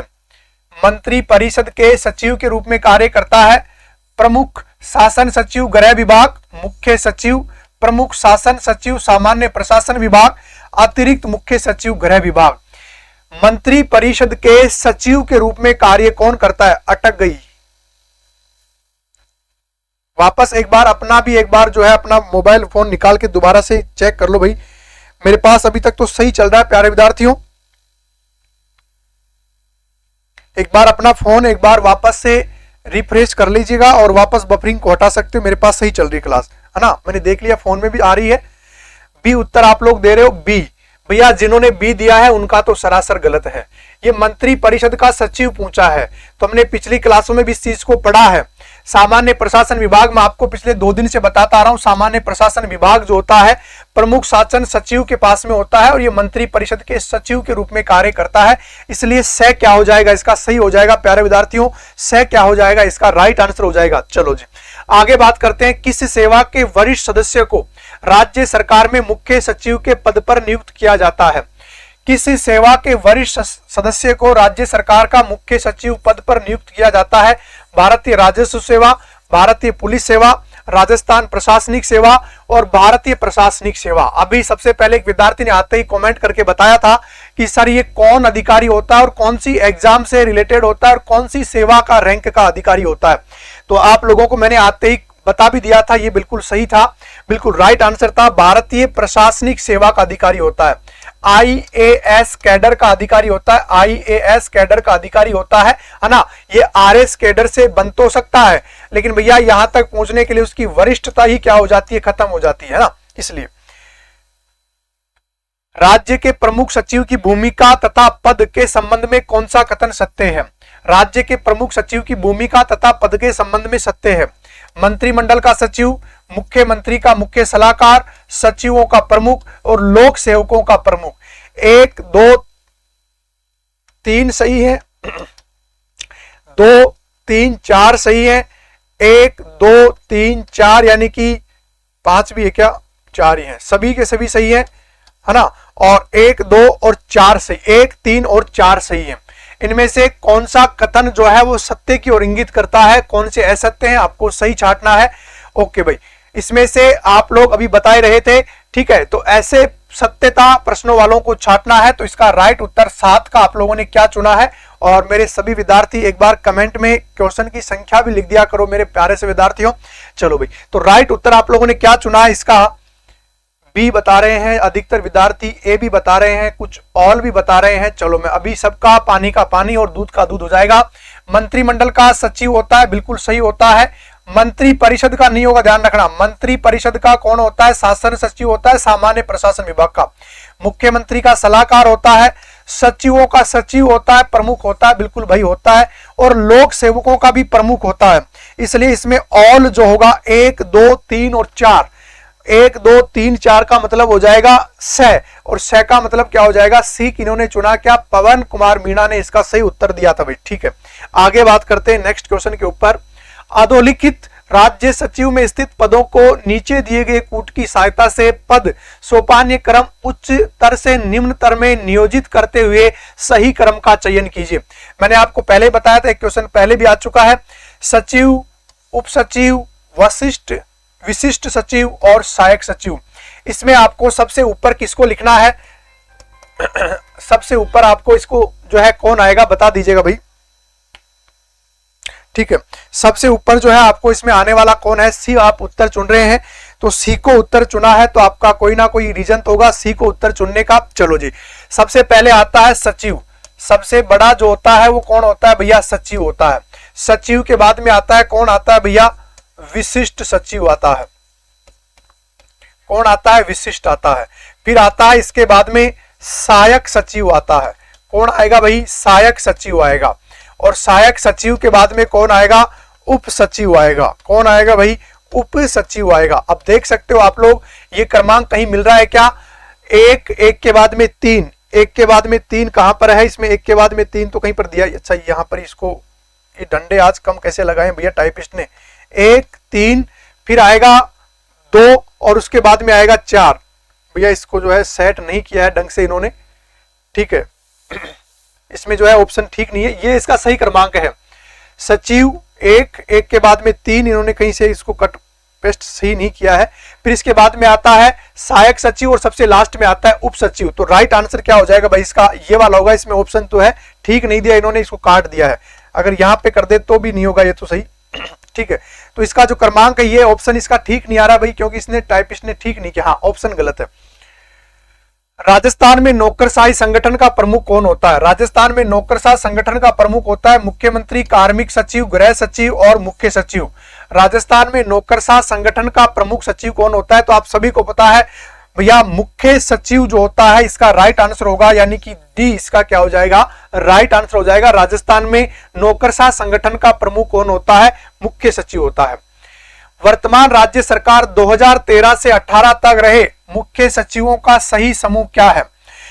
राजीव महर्षि के बाद निहाल चंद गोयल, गोयल के बाद में CQ मैथ्यू। राजीव महर्षि, T श्रीनिवासन, OP मीणा। राजीव महर्षि, CS राजन, अशोक जैन। राजीव महर्षि, CK मैथ्यू और निहाल चंद गोयल। इनमें से आपको 2013 से लेकर के 18 तक के मुख्य सचिवों को सही क्रम में रखना है।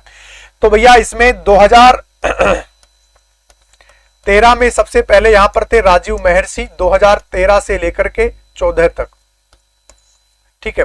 राजीव महर्षि के बाद में आते हैं CS राजन। CS राजन का कार्यकाल 15 से लेकर के 16 तक। फिर आता है OP मीणा। OP मीणा राजस्थान के पहले ST के क्या रहे हैं? पहले ST के रहे हैं 2016 से, ज्यादा लंबे समय तक नहीं थे, 17 तक। OP मीणा के बाद में आते हैं अशोक जैन, है ना। ये 4 हैं, लेकिन आपके ऑप्शन में क्या 3 ही दिए हुए हैं, आपको तो इन्हीं में से छांटना था। अशोक जैन 2017 से लेकर के 2018 तक थे, 17 से 18 तक। अब इतना माइनर प्रश्न है, सबका कार्यकाल किसी का 8 महीने, किसी का 9 महीने, तो इसका एवरेज जो है, जो सही उत्तर मिल रहा है, राजीव महर्षि के बाद में CS राजन और बीच में OP मीणा आना चाहिए था, लेकिन एग्जामिनर ने ऐसा दिया नहीं, सीधा अशोक जैन दे दिया है। तो राइट आंसर क्या हो जाएगा? राजीव महर्षि इसका क्या हो जाएगा? राइट आंसर हो जाएगा भाई, है ना। बहुत ही लेवल के क्वेश्चन आए भैया। निम्न में से राजस्थान के प्रथम मुख्य सचिव कौन थे? प्रथम मुख्य सचिव थे किशनपुरी, भगवंत सिंह मेहता, SW शिवेशकर और के राधाकृष्णन। राजस्थान के भैया मुख्य सचिव कौन रहे हैं? और राजस्थान के मुख्य सचिव आप सभी को पता है, क्योंकि पहला और अंतिम तो हमें पता ही रहता है वर्तमान में कौन है। हमें यह तो बिल्कुल पता ही रहता है कि वर्तमान में कौन चल रहा है।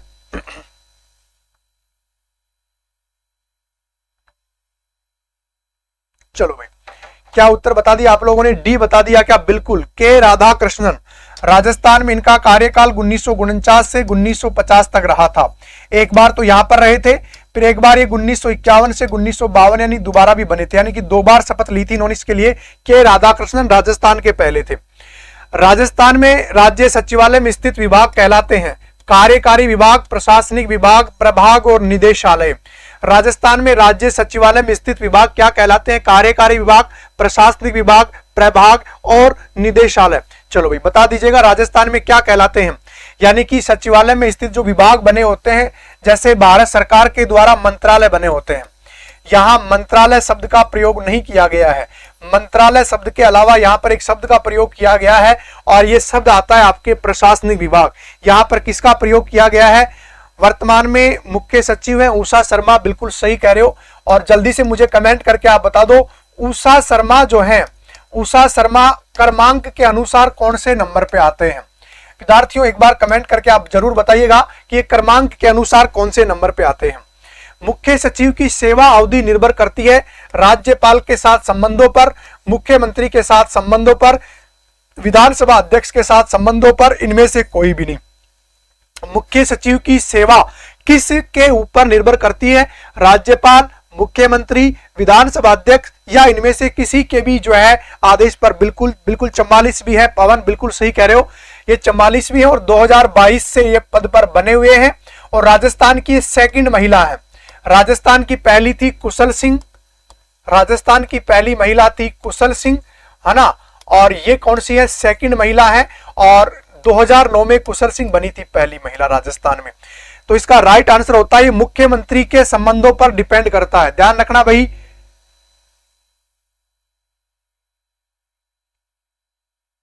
हाँ लास्ट वाली है, ये तो मुझे पता है, लेकिन भैया क्रमांक पूछा था। राजस्थान प्रशासनिक सुधार समिति 1963 किसकी अध्यक्षता में गठित हुई थी? हरीशचंद्र माथुर, मोहन मुखर्जी, शिवचरण माथुर और मीठालाल मेहता। चलो भाई, राजस्थान प्रशासनिक सुधार समिति 1963 किसकी अध्यक्षता में गठित हुई थी? हरीशचंद्र माथुर, मोहन मुखर्जी और शिवचरण माथुर और मीठालाल मेहता। भाई इसका उत्तर तो आप शायद आपका गलत नहीं होना चाहिए मेरे हिसाब से, क्योंकि यह प्रश्न तो आपको अनेक बार एग्जामों में देखने को मिला है। इसका उत्तर आप लोगों ने चुना बी। भैया बी तो नहीं होगा, हरीशचंद्र माथुर होगा। राजस्थान में प्रथम प्रशासनिक सुधार जो समिति है हरीशचंद्र माथुर है, और हरीशचंद्र माथुर के माध्यम से हमारे जो आरएस के नव चयनित कर्मचारी होते हैं उनको ट्रेनिंग जो दी जाती है इसी समिति की सिफारिशों के आधार पर जो है ये प्रभाग जयपुर में खुला हुआ है, हरीशचंद्र माथुर। ठीक है भाई, तो राइट आंसर इसका क्या हो जाएगा? ए हो जाएगा।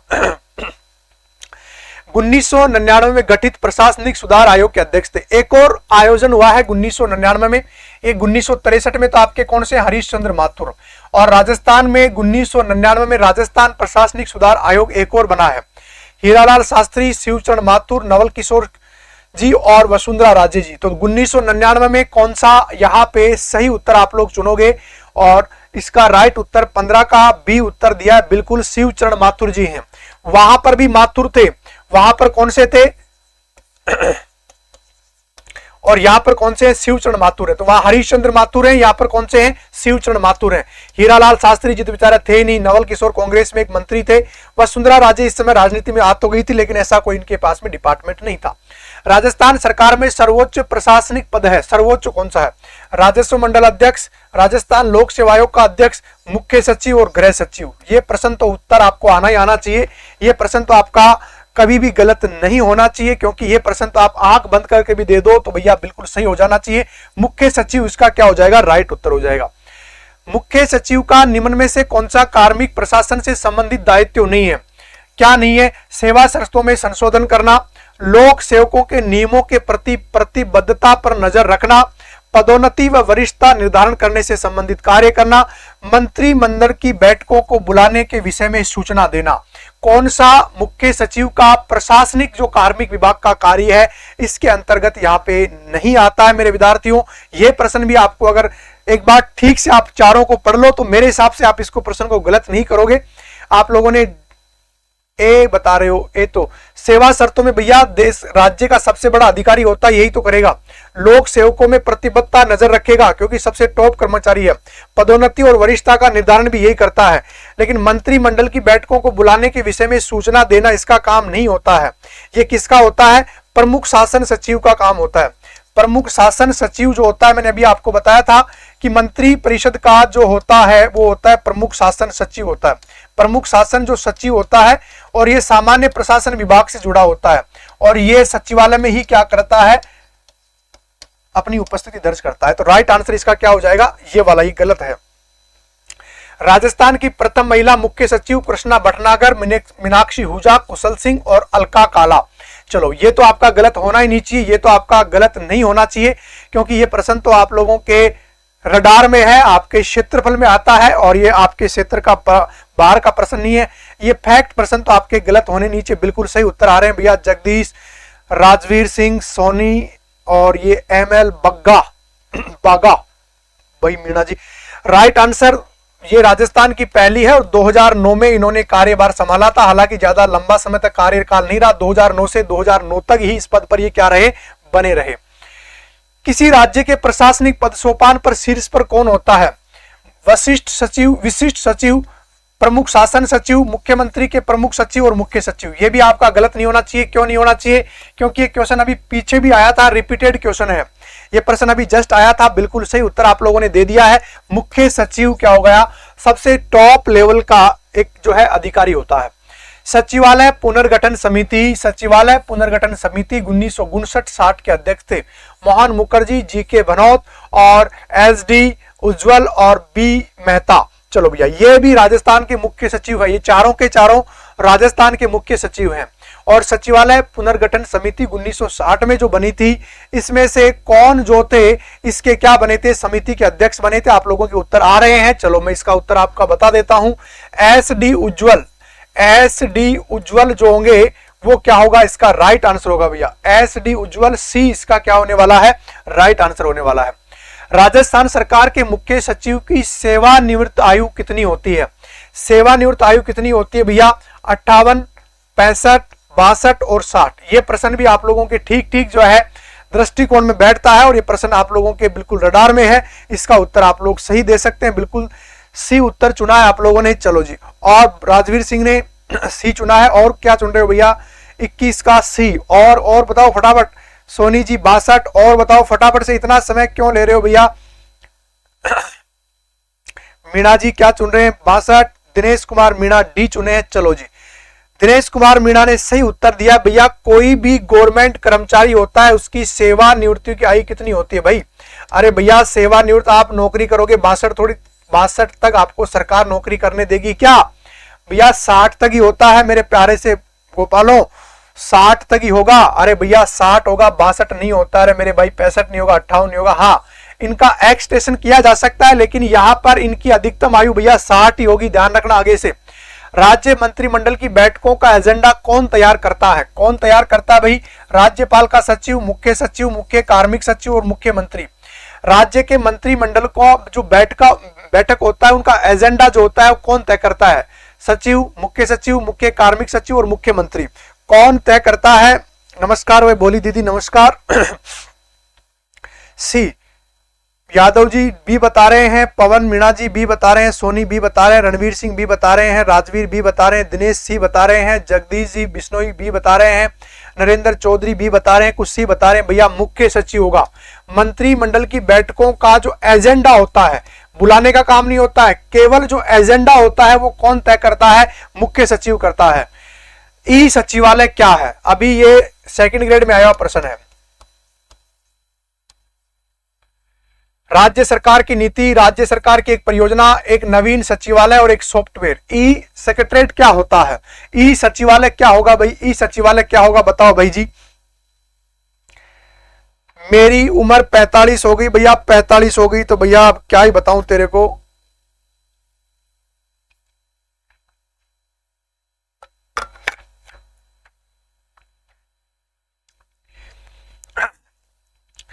हाँ भाई, तो राज्य सरकार की बिल्कुल सही उत्तर आया राजवीर सिंह का। राज्य सरकार की एक परियोजना है ये कोरोना के समय चलाई गई थी। ई सचिवालय कोरोना के समय एक परियोजना चलाई गई थी जिसमें लोगों को प्रशासन के समक्ष जागरूकता पैदा करने के लिए ये क्या चलाई गई थी भैया? ये योजना चलाई गई थी जिसका नाम था राज्य सरकार की एक परियोजना ई सचिवालय, ई सेक्रेटरीट के नाम से। राज्य का मुख्य सचिव का कार्य करता है। यह राज्य कैबिनेट सचिव के रूप में होता है, मुख्यमंत्री का मुख्य सलाहकार के रूप में होता है, सचिवों के मुखिया के रूप में होता है, सिविल सेवकों के प्रधान के रूप में होता है, राज्य के प्रधान के रूप में होता है। हाँ भाई, 1, 2, 3 और 4, 5। अच्छा 5, 2, 3, 4 और 5, 2, 4 और 5, 1, 2, 3 और 4। चलो भाई बता दो भाई इसका राइट आंसर। हाँ ये बात भी सही है भैया।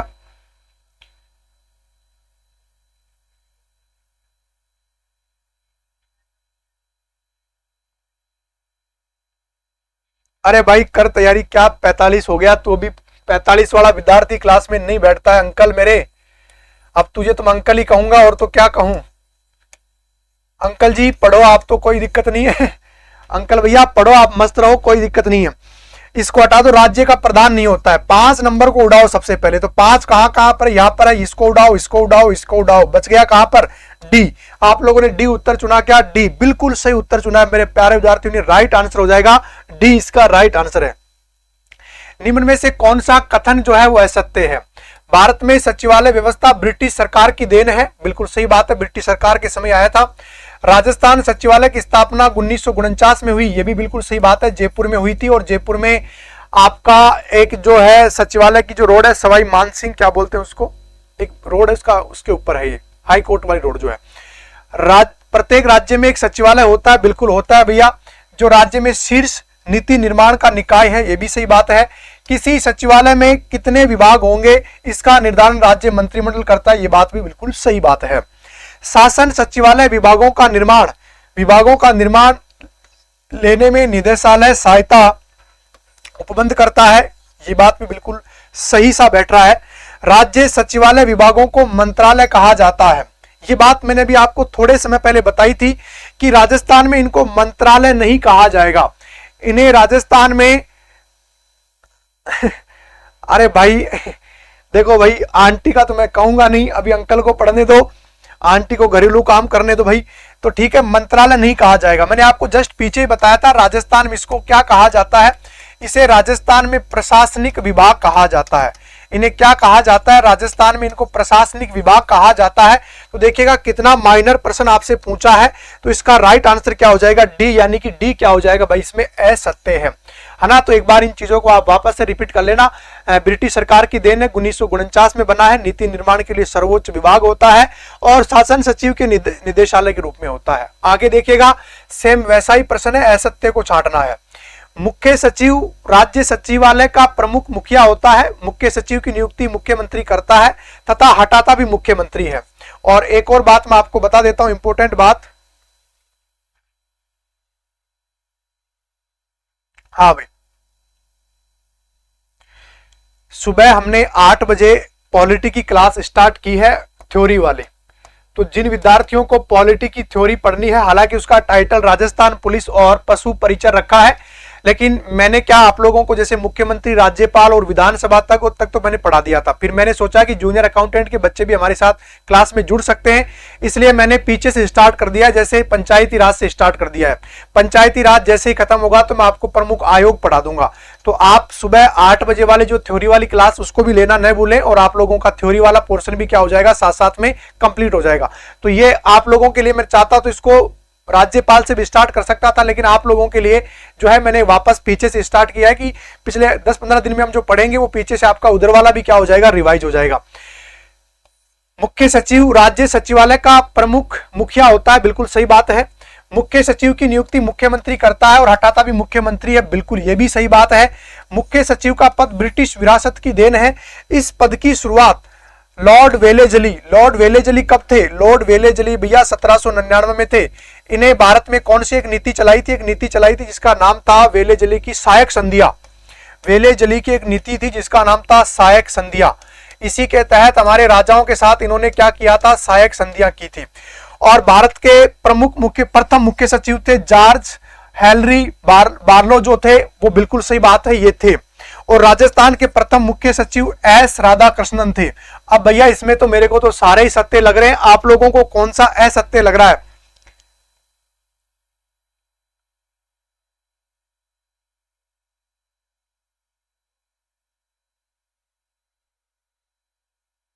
ठीक है, तो राइट आंसर आप लोगों ने क्या चुना? मेरे को तो सारे ही सत्य दिख रहे हैं, आपको कोई इसमें पकड़ आ रहा है कि भैया किसकी दृष्टि जो है बिल्कुल सीधे सीधे इस उत्तर को अगर पकड़ सके तो भैया पकड़ लो, आप लोगों के हाथ में है। भैया क्वेश्चन जा रहा है, हाथ से निकल रहा है, फिर आप एग्जाम से हॉल से बाहर आते ही कहोगे कि भाई जी थोड़ा सा देखने में गलती हो गई, और गलती कहां हुई है?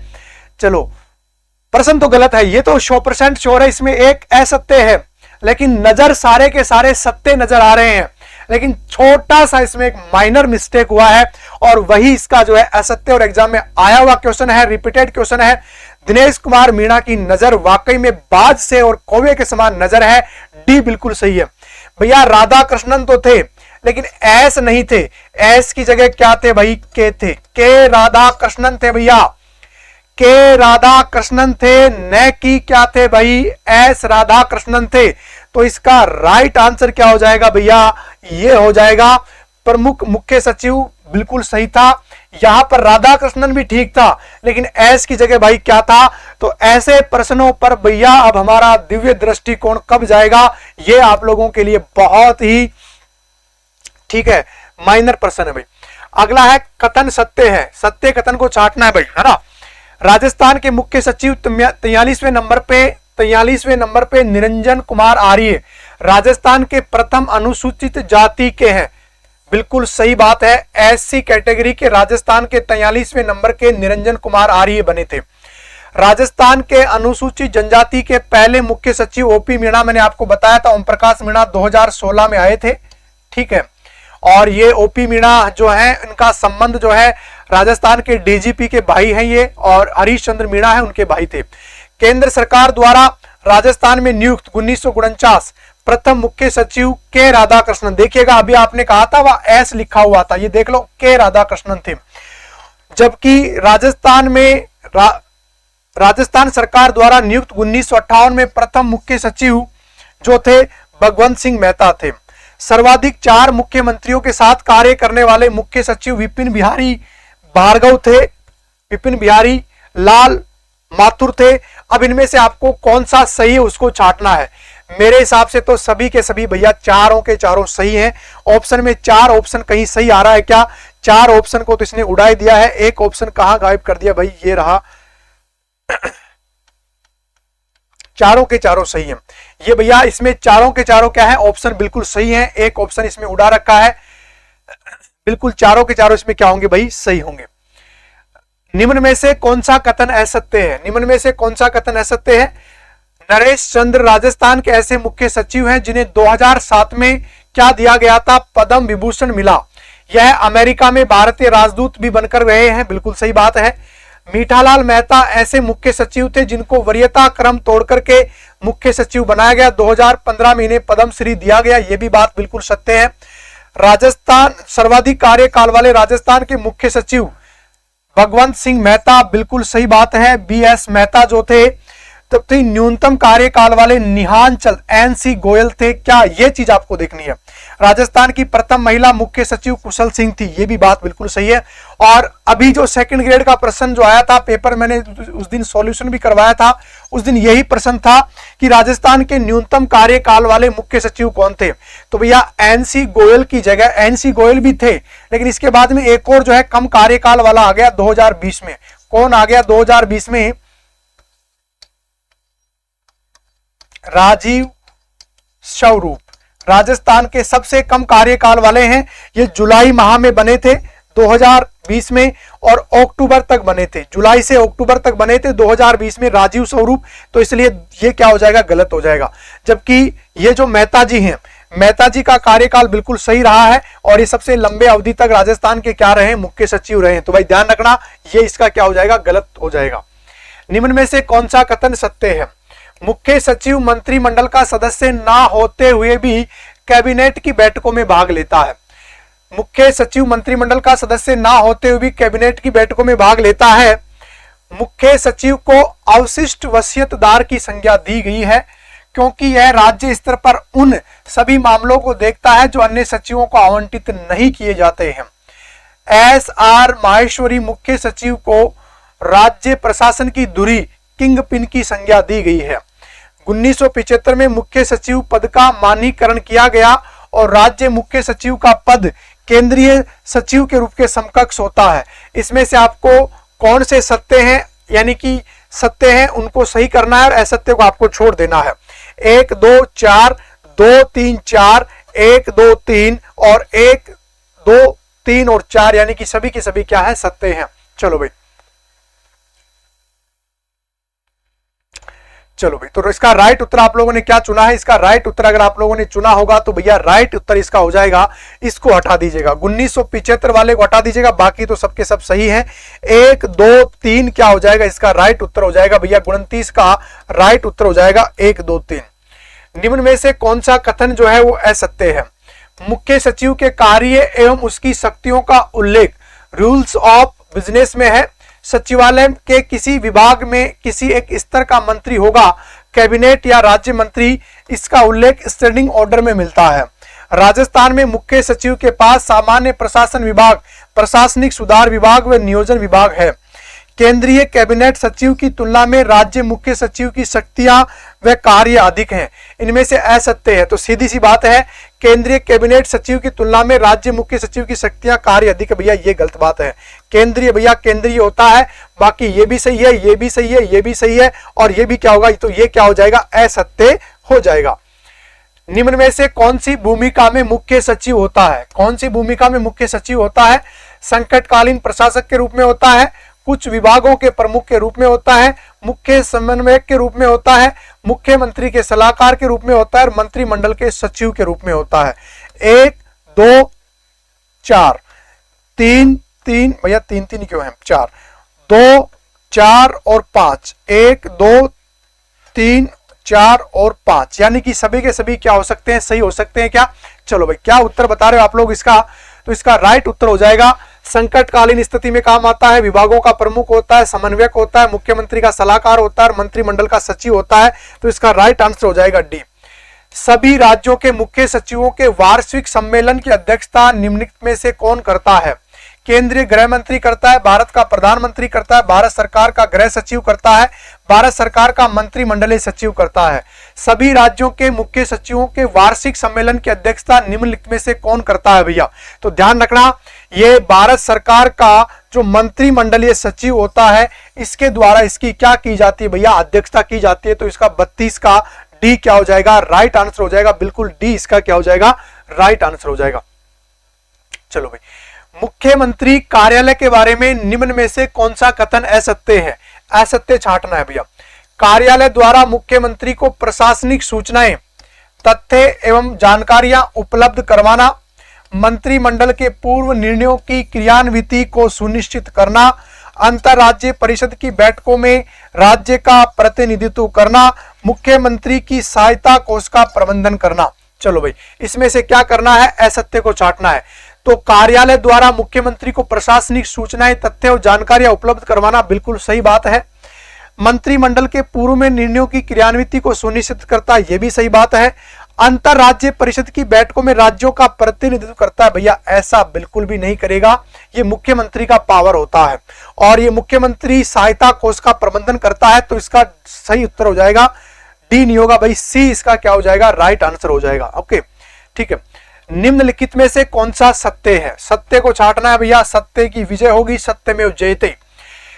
किसी राज्य का मंत्रिमंडल सचिवालय विभाग राज्य के मुख्य सचिव के समग्र नियंत्रण में काम करता है। किसी राज्य का मंत्रिमंडल सचिवालय विभाग राज्य के सचिव के समग्र नियंत्रण में काम करता है। किसी राज्य के मुख्य सचिव की नियुक्ति के लिए मुख्यमंत्री राज्य के राज्यपाल तथा केंद्रीय गृह मंत्री के परामर्श के लिए बाध्य होता है।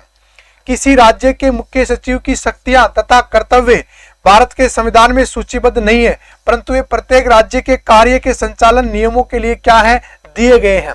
इसमें से कौन सा सही है, 1 2 3, 1 और 2, 1 और 2 और 2 और 3, इसमें से राइट आंसर क्या होगा।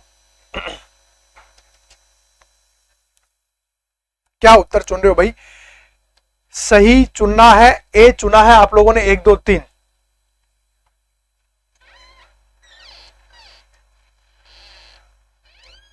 ठीक है, आप लोगों ने अगर उत्तर चुना है 1 और 3, देखिएगा भैया इसका राइट आंसर जो है इसको तो आप गलत करो, ये सही है और ये क्या होगा, सही होगा। समग्र नियंत्रण जो होता है मंत्रिमंडल इसके नियंत्रण में नहीं होता है, मंत्रिमंडल जो होता है इसके नियंत्रण में नहीं होता है, विभाग इसके नियंत्रण में काम नहीं करेगा, मंत्रियों को भैया अलग से पावर होता है। तो इसका 2 और 3 जो है यानी कि डी क्या हो जाएगा, इसका राइट आंसर हो जाएगा, डी इसका राइट आंसर हो जाएगा।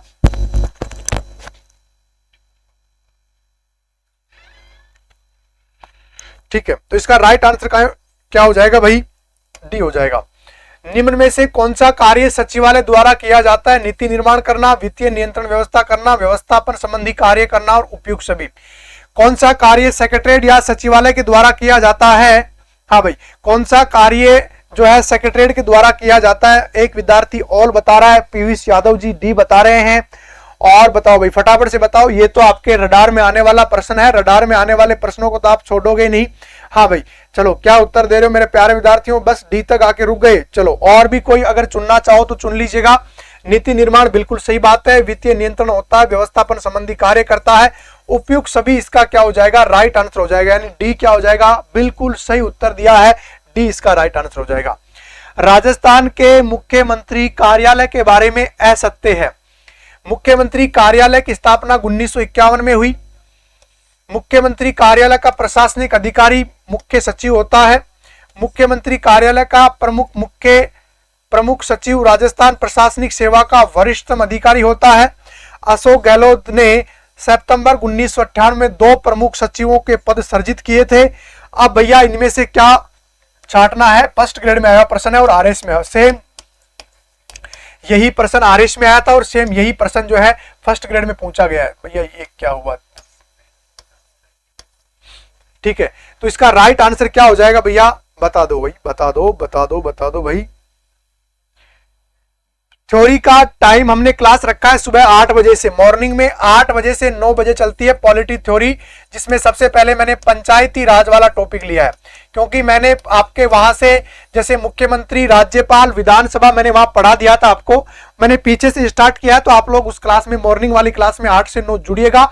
बहुत ही लेवल से पढ़ाया जाएगा, एक एक आर्टिकल का, एक एक समितियों का और एक एक पुराने क्वेश्चनों की वहां पर व्याख्या की जाएगी। तो इसके बाद में शायद आपको फिर प्रश्न पढ़ने की आवश्यकता नहीं होगी, आपने थ्योरी को समझ लिया है तो। ठीक है, तो भैया इसमें इसका जो गलत उत्तर जो है वो यही हो जाएगा।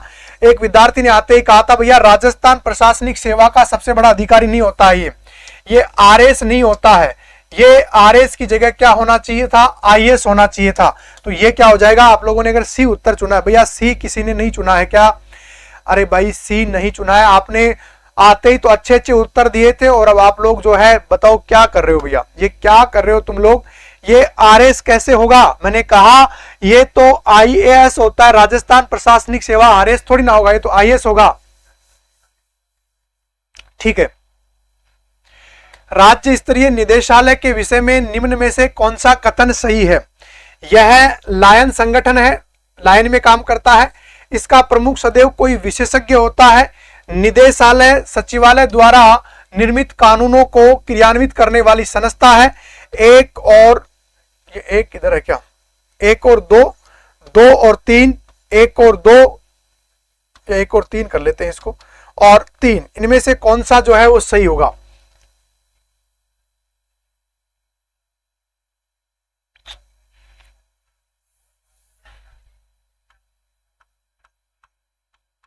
एक और ऑप्शन ये हो रखना भाई।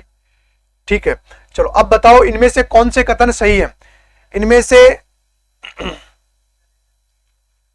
ठीक है, इनमें से कौन से कथन जो होंगे वो सही होंगे? भाई दिनेश क्या बता रहे हो? तो भैया ये लायन संगठन होता है, सदैव कोई विशेषज्ञ होता है, निदेशालय वाले क्रियान्वित करता है, तो इसके सी यानी कि 1 2 3 यानी कि सभी के सभी इसके क्या हो जाएंगे? राइट आंसर हो जाएंगे। 37 का मतलब तीनों के तीनों इसके क्या है? सही है। निम्न में से कौन सा राजस्थान का मुख्य कार्यकारी अधिकारी होता है? मुख्य सचिव, प्रमुख शासन सचिव, मुख्यमंत्री और मंत्रिमंडल सचिव। राजस्थान का मुख्य एग्जीक्यूटिव ऑफिसर किसको माना जाता है भाई? ठीक है,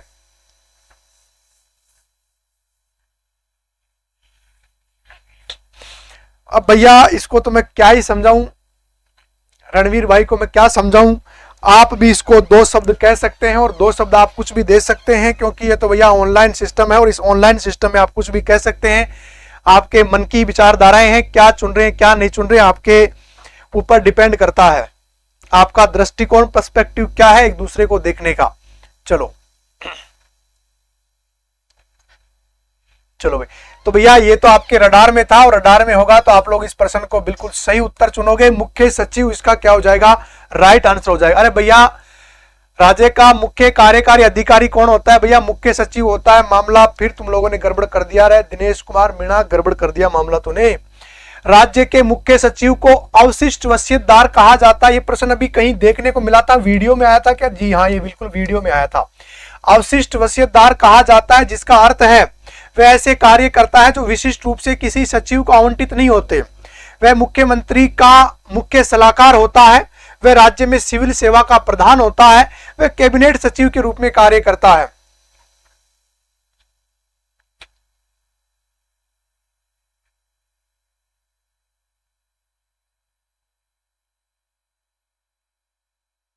चलो भाई, 39 का ए चुना है, बिल्कुल सही उत्तर चुना है, यानी कि ये भी सही है बातें, तो ये भी बिल्कुल सही बातें हैं, मुख्य सचिव से संबंधित हैं।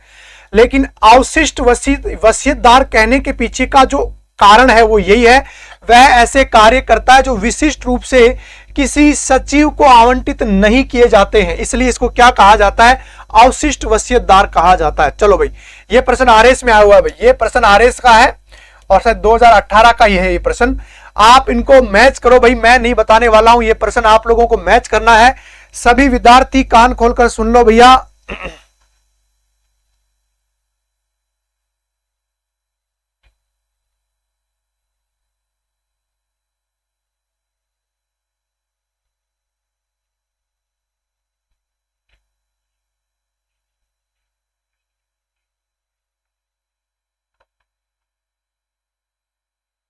हाँ दिनेश भाई, मुझे सब पता रहता है, मस्त रहे, कोई दिक्कत नहीं, इतना तो मेमोरी काम करता है मेरा। ठीक है, तो आप इसको चुनो, इसका उत्तर पहले क्या दे रहे हो। चलो भाई, क्या उत्तर दिया, आपके क्वेश्चन भी समापन की ओर आने वाले हैं, और आप लोगों ने क्या उत्तर दिया है जल्दी जल्दी बता दो भाई। लास्ट प्रश्न तो नहीं है, लास्ट के बाद में भी एक आध प्रश्न और बचे हैं। डी चुना है एक विद्यार्थी ने, देखते हैं, यादव जी का डी है, दिनेश कुमार मीणा जी का ए है, आराम से चुनो।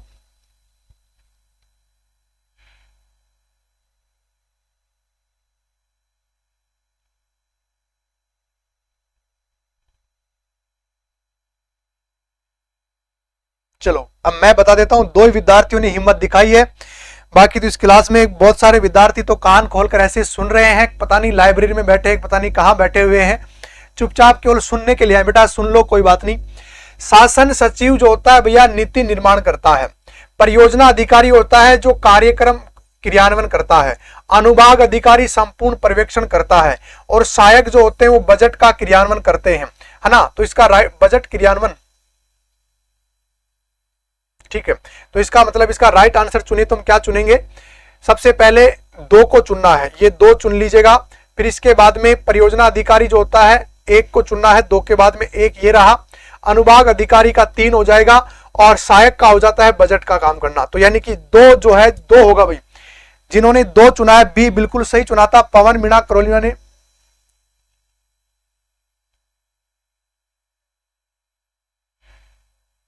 Sir free test only 1 subject की शुरू करो, मतलब समझा नहीं। ठीक है, इसका सही उत्तर बी हो जाएगा, बिल्कुल बी।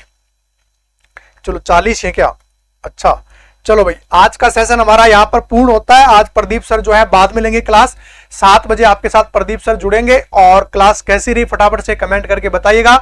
देखो लड़ाई झगड़ा नहीं होना चाहिए क्लास में, आप लोग लड़ाई झगड़े पे उतर आते हो, पता नहीं पड़ोस में बैठे होते तो अब तक तुम्हारे जो है माथे सिर फूट गए होते, कपड़े फाड़ दिए होते। तो भैया ऐसा काम नहीं करना है, क्योंकि तुम दूर दूर बैठे हुए, कोई बीकानेर में बैठा हुआ है, कोई धौलपुर में बैठा हुआ है, कोई डूंगरपुर बांसवाड़ा में बैठा हुआ है, कोई सिरोही से भी बैठा हुआ है।